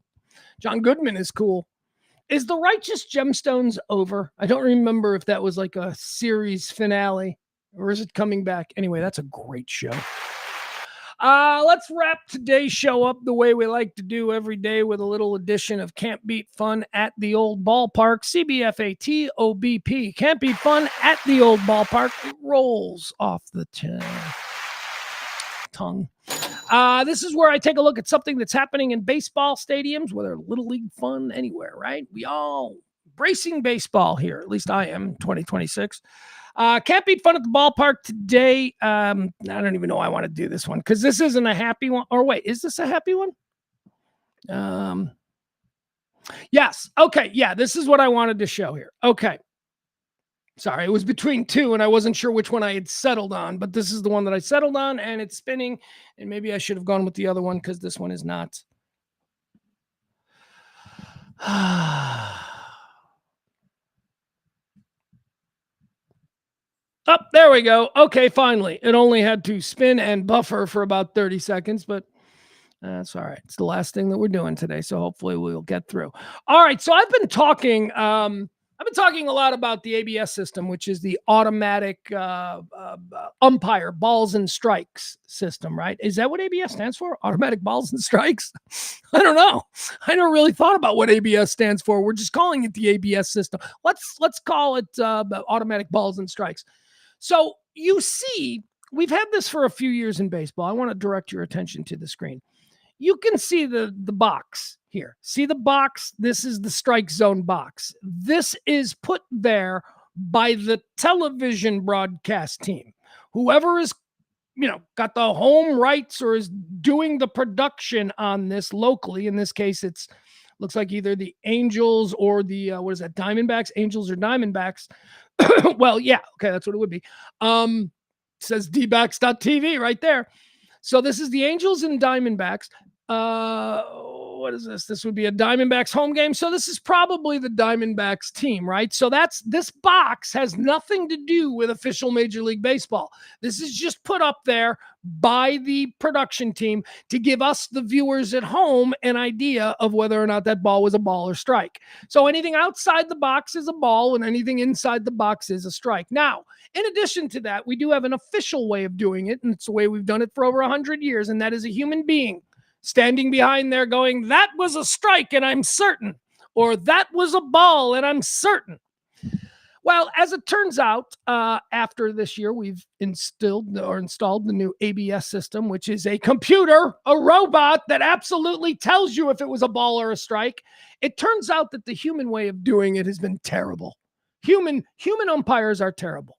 They're not good. They're just, every time they get challenged on a ball or strike now, it gets overturned because the robot shows you exactly how bad at their job the home plate umpire is.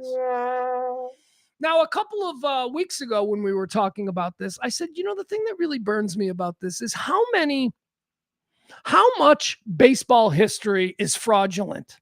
And what do I mean by fraudulent? I mean, how much baseball history shouldn't be history because an umpire blew a call, because somebody got a perfect game, somebody got a no-hitter, somebody lost a perfect game, somebody lost a no-hitter, because umpires are terrible at doing their job. And a couple of weeks ago when we were talking about it, I said to myself, I said, the number one rule in baseball has always been you can't argue balls and strikes. If the umpire says it's a strike, it's a strike. And no matter what you think, he is right all the time. That was like the golden rule of baseball. And that was total bullshit, because as it turns out now, with the combination of the pitcher's box here that is put in place by the team broadcast and the ABS system, which is put in place by the league, we now know that the umpire is always wrong. And this is a situation that happened last night that is just an example of how wrong this is. I do not understand why we still have human umpires behind the plate. In 5 years, I can't imagine we're still going to be playing this stupid game, because every time an umpire calls a strike or a ball, and it's obvious to everyone watching that that ball fell somewhere outside this box, the batter can now challenge. Now, the batter can only challenge a couple of times a game. And if you lose a challenge, then you're in deep trouble, especially if you blow that challenge early in the game. So you got to do it only when you're absolutely certain. I want to show you what happened here. I don't know why there wasn't a challenge here. Maybe they were out of challenges and we're back to relying on the calls of the home plate umpire. But watch this. Watch what happens in this game. Unusual if the two big strikeout. All right. You see where the ball is? At least the unofficial ball, at least where we see it, as the people watching. That's a strike. That's a really nice pitch right there. That is a strike. It is squarely on that line. On the line is a strike. On the box is a strike. That is clearly a strike. All right, now let's watch it again. Let's watch what happens. Or unusual if the two big strikeout guys were both leadoff hitters. Oh, borderline pitch. Jen Powell said no, it's too. Jen Powell, who might be the worst home plate umpire in baseball this year, called that a ball, allowing the batter to have another swing. This batter, where is it? This batter struck out. That was the third strike. Go away. You're done. It's a 2-2 tie ball game. He was struck out.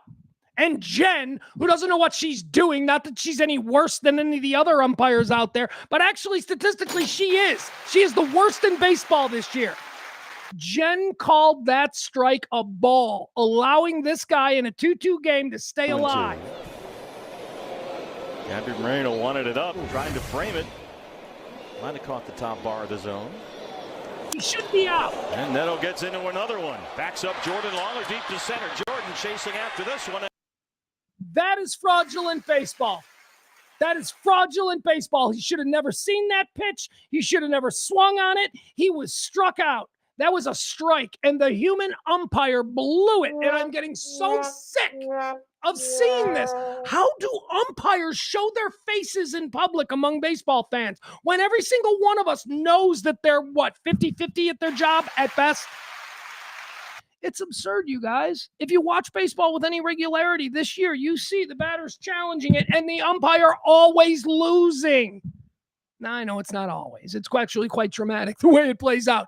But they lose far more than you would expect, which just proves to me we're just wasting time.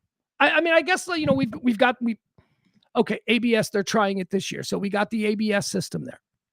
Well, you can't just completely remove the human element. So now we've got this ABS thing, which is perfect. And we've still, got the home plate umpires. I'm wondering how many seasons it's going to take to just fade out the home plate umpire. At what point are we just going to be like, this person isn't really here doing anything? Or how about this? If we want to keep humans involved, and I think that's a good idea to keep humans involved in this, how about the home plate umpire, instead of being behind the plate and relying on this incredibly bad vantage point to judge balls and strikes, how about he's just back there with a pad? How about he's just back there with an iPad or something, and he's looking at the strike zone, and every single pitch he can just look up and go, how about that for a compromise? Let's do that. Because we know without doubt whether it's a ball or a strike now, and yet we're still, depending on whether or not the batter has any challenges left, we're still relying on the incompetence of human umpires.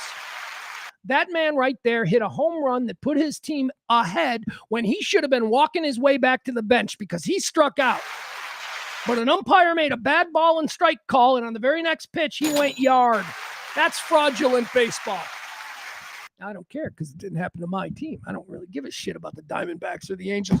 But man, it just speaks. It's representative of what we've seen if you watched baseball this year. I will say this though. Here is one thing that I will. This is the exact opposite of the home plate umpire. First base umpires are amazing.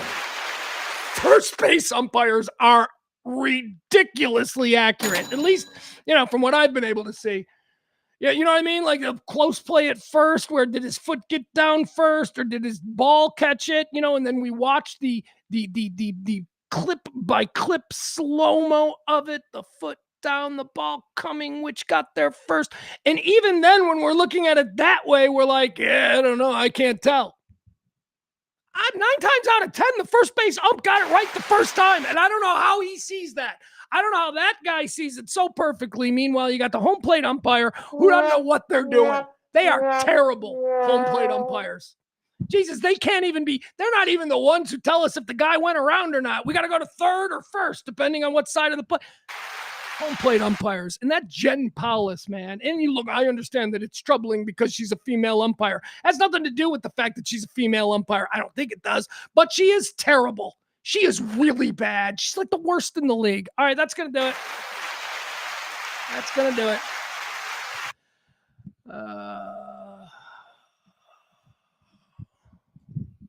Come on, man. That wasn't egregiously a ball. It was on the line. Yeah, it was. And we know for a fact that it was on the line because we have the technology to get it right. And we do get it right when they have enough challenges. But when they don't have enough challenges, we revert back to a broken way of doing it, which is inaccurate. Yes, that was on the line, which is why we need robots and we need to be able to see it specifically because the umpires are ruining things.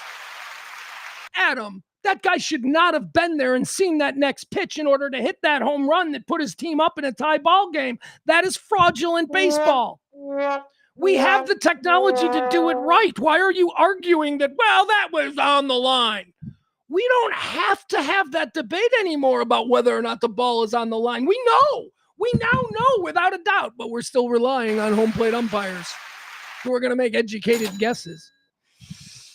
All right, he goes on to say, we can be reasonable. Says we can be reasonable about it, and umpires are correct closer to 90% of the time. It's about 50-50 in the challenges. That's not true at all. That is not true at all, but I'm sure you're going to go find it out. It's not true at all. I just saw a stat last night. Edgar Caro's got like an 82% challenge win rate. So 82% of the time that he challenges the umpire, he's right. So I don't know what you're doing. You're taking like these macro statistics and pulling it out over the whole league. I'm talking to you about one-on-one guys. Umpires are always wrong. And oh, come on, man. It's closer to 50-50. Why are we having that conversation when we can be 100%? You're making excuses to keep doing it incorrectly. What are you, an old man? He says, now he's saying he wouldn't be upset. All right, that's fine. There he says, this guy wouldn't be upset. I wouldn't be upset were it my team that got screwed. Well, you're not a real fan. That's clear. That's clear. That's clear. Not a real fan. Who are you even a fan of? Didn't you used to run around in a Bengals jersey? I mean, you don't have any real fandom, do you? You like Bengals, you like Houston teams, and then, you know, when it's convenient, you like Dallas teams. Adam, I've known you for 20-something years. I honestly don't know what teams you're a fan of. You're like all over the place. You're not a real fan. He's like, that wouldn't bother me if my team got screwed. Well, it should. Are you a Bengals fan? That was always the weird thing. You always had a Bengals jersey, and I always thought that was an interesting choice. I wasn't judging you negatively by it. I just thought it was curious. I thought, that's okay. The guy who likes the Bengals living in Texas. Well, look at us. Now we can agree. Like, I listened to most Ranger games for like 20 years. And then I think what he's saying is some umpires are better than others for sure. Yeah. But again, we don't have to have that problem. We don't have to have some being better than others. We can have them be 100% accurate on balls and strikes every single time. So what are we doing? I don't get it, you know? Yeah, me. I don't want robots replacing like jobs, but when it comes to baseball, I'm like, get a robot in there. All right, guys, I appreciate you hanging out with me today. It's been a rough day. It's going to be an even rougher day tomorrow. Don't know if we'll ever do a show again. I really don't. This might be it. I appreciate everybody. Really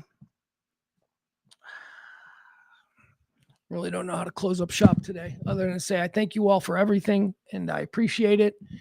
And this was fun. Stay neighborly.